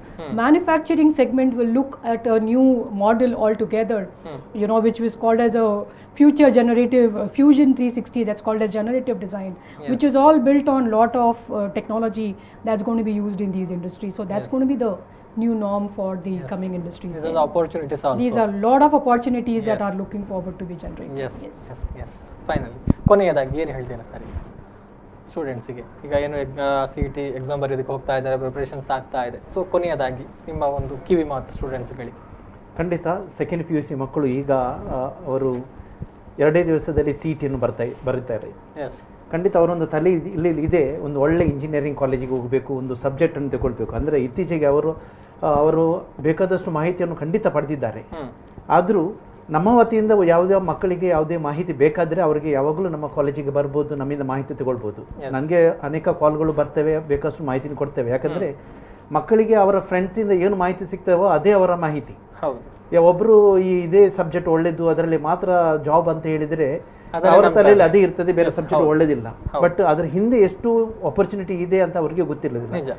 ಆದ ಕಾರಣ ಒಮ್ಮೆ CET ಆದ ಮೇಲೆ ಅವರಿಗೆ ಯಾವುದೆಲ್ಲ engineering ಕೋರ್ಸಿನ ಬಗ್ಗೆ ಜಾಸ್ತಿ ಮಾಹಿತಿ ಬೇಕಾ, ಖಂಡಿತ ಅವರು ನಮಗೆ ಕಾಂಟ್ಯಾಕ್ಟ್ ಆದರೆ ಅದರ ಬಗ್ಗೆ ಎಷ್ಟು ಬೇಕಾದರೆ ಮಾಹಿತಿ ನಮಗೆ ಖಂಡಿತ ಕೊಡ್ಬೋದು. ಮತ್ತು ಯಾವುದೇ ಇಂಜಿನಿಯರಿಂಗ್ ಕಾಲೇಜು ಹೋಗಲಿ, ಯಾವುದೇ ಸಬ್ಜೆಕ್ಟನ್ನು ತಗೊಳ್ಳಿ, ಒಂದು ಅವರಿಗೆ ಅವರ ಇಂಟ್ರೆಸ್ಟ್ ಇರಬೇಕು. ಯಾರು ಒಬ್ಬರು ನನ್ನ ಫ್ರೆಂಡ್ ಹೋದ್ರು, ನನ್ನ ಪೇರೆಂಟ್ಸ್ ಹೇಳಿದ್ರು ಅಥವಾ ಯಾರು ಹೇಳಿದ್ರು, ನನ್ನ ಅಲ್ಲಿ ಇಂಟ್ರೆಸ್ಟ್ ಇಲ್ಲದಿದ್ದರೆ ಅದನ್ನು ಮಾಡಿ ಏನು ಉಪಕಾರ ಇಲ್ಲ. ಖಂಡಿತ ನಮಗೆ ಆ ಸಬ್ಜೆಕ್ಟ್ನಲ್ಲಿ ಆಪ್ಟಿಟ್ಯೂಡ್ ಇರಬೇಕು, ಆ ಸಬ್ಜೆಕ್ಟಲ್ಲಿ ಇಂಟ್ರೆಸ್ಟ್ ಇದ್ದರೆ ಅದಕ್ಕೆ ಬೇಕಾದ ಯಾವುದೆಲ್ಲ ಕಾಲೇಜುಗಳಲ್ಲಿ ಅವಕಾಶಗಳಿವೆ, ಓಕೆ, ಯಾವುದೆಲ್ಲ ಒಳ್ಳೆ ಕಾಲೇಜನ್ನು ನಾವು ನೋಡಬಹುದು, ಮತ್ತು ಎಂತೆಲ್ಲ ಫೆಸಿಲಿಟಿ ಇದೆ ಅದನ್ನೆಲ್ಲ ಫೈಂಡ್ ಔಟ್ ಮಾಡಿ ಒಂದು ಒಳ್ಳೆ ಕಾಲೇಜಿನಲ್ಲಿ ಖಂಡಿತ ಕಲಿಬೇಕಂತ ನನ್ನ ಆಶಯ. ಸೆಂಟ್ ಜೋಸೆಫ್ ಕಾಲೇಜಿಗೆ ನಿಮ್ಮೆಲ್ಲರಿಗೆ ಸ್ವಾಗತ ಯಾವಾಗಲೂ. ಫೈನಲಿ ನಾವು ಈಗ ನಾನು ಏನು ಹೇಳೋದಂದರೆ, ನಮ್ಮ ಕಡೆಯಿಂದ ಎಲ್ಲರಿಗೂ ನಾವು ಬೆಸ್ಟ್ ವಿಶಸ್.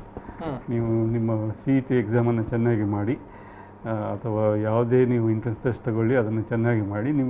ನಿಮಗೆ ಒಳ್ಳೆಯ ಒಂದು ಕಾಲೇಜಲ್ಲಿ ಯಾವುದೇ ಇದು ಇಂಜಿನಿಯರಿಂಗ್ ಆಗಲಿ, ಡಾಕ್ಟ್ರೇ ಆಗಲಿ, ಯಾವುದೇ ಇದು ವೃತ್ತಿಯಲ್ಲಿ ಆಗಲಿ, ನಿಮಗೆ ಒಳ್ಳೆಯ ಒಂದು ಇದು ಕಾಲೇಜಿನಲ್ಲಿ ನಿಮಗೆ ಒಂದು ಸೀಟ್ ಸಿಕ್ಕಿ ನಿಮ್ಮ ಫ್ಯೂಚರ್ ಲೈಫ್ ಚೆನ್ನಾಗಿ ಆಗಲಿ ಅಂತ ನಮ್ಮ ಆಶಯ. Our wishes, best wishes and best luck to all the students. ಅಷ್ಟೇ ನಾನು ಹೇಳ ಬಯಸ್ತೇನೆ. Thank you doctor Rio sir, thank you doctor Vincent Rasta sir, ಹಾಗೆಯೇ Sangeeta Ferrao ma'am, thank you again.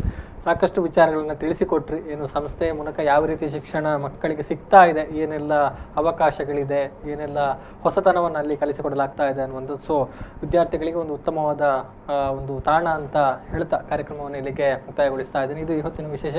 ಮುಂದಿನ ಸುದ್ದಿ ಮಾಹಿತಿ ಜೊತೆಗೆ ಮತ್ತೆ ಬರ್ತೀನಿ. ನೋಡ್ತಾ ಇರಿ V4 ನ್ಯೂಸ್. ನಮಸ್ಕಾರ.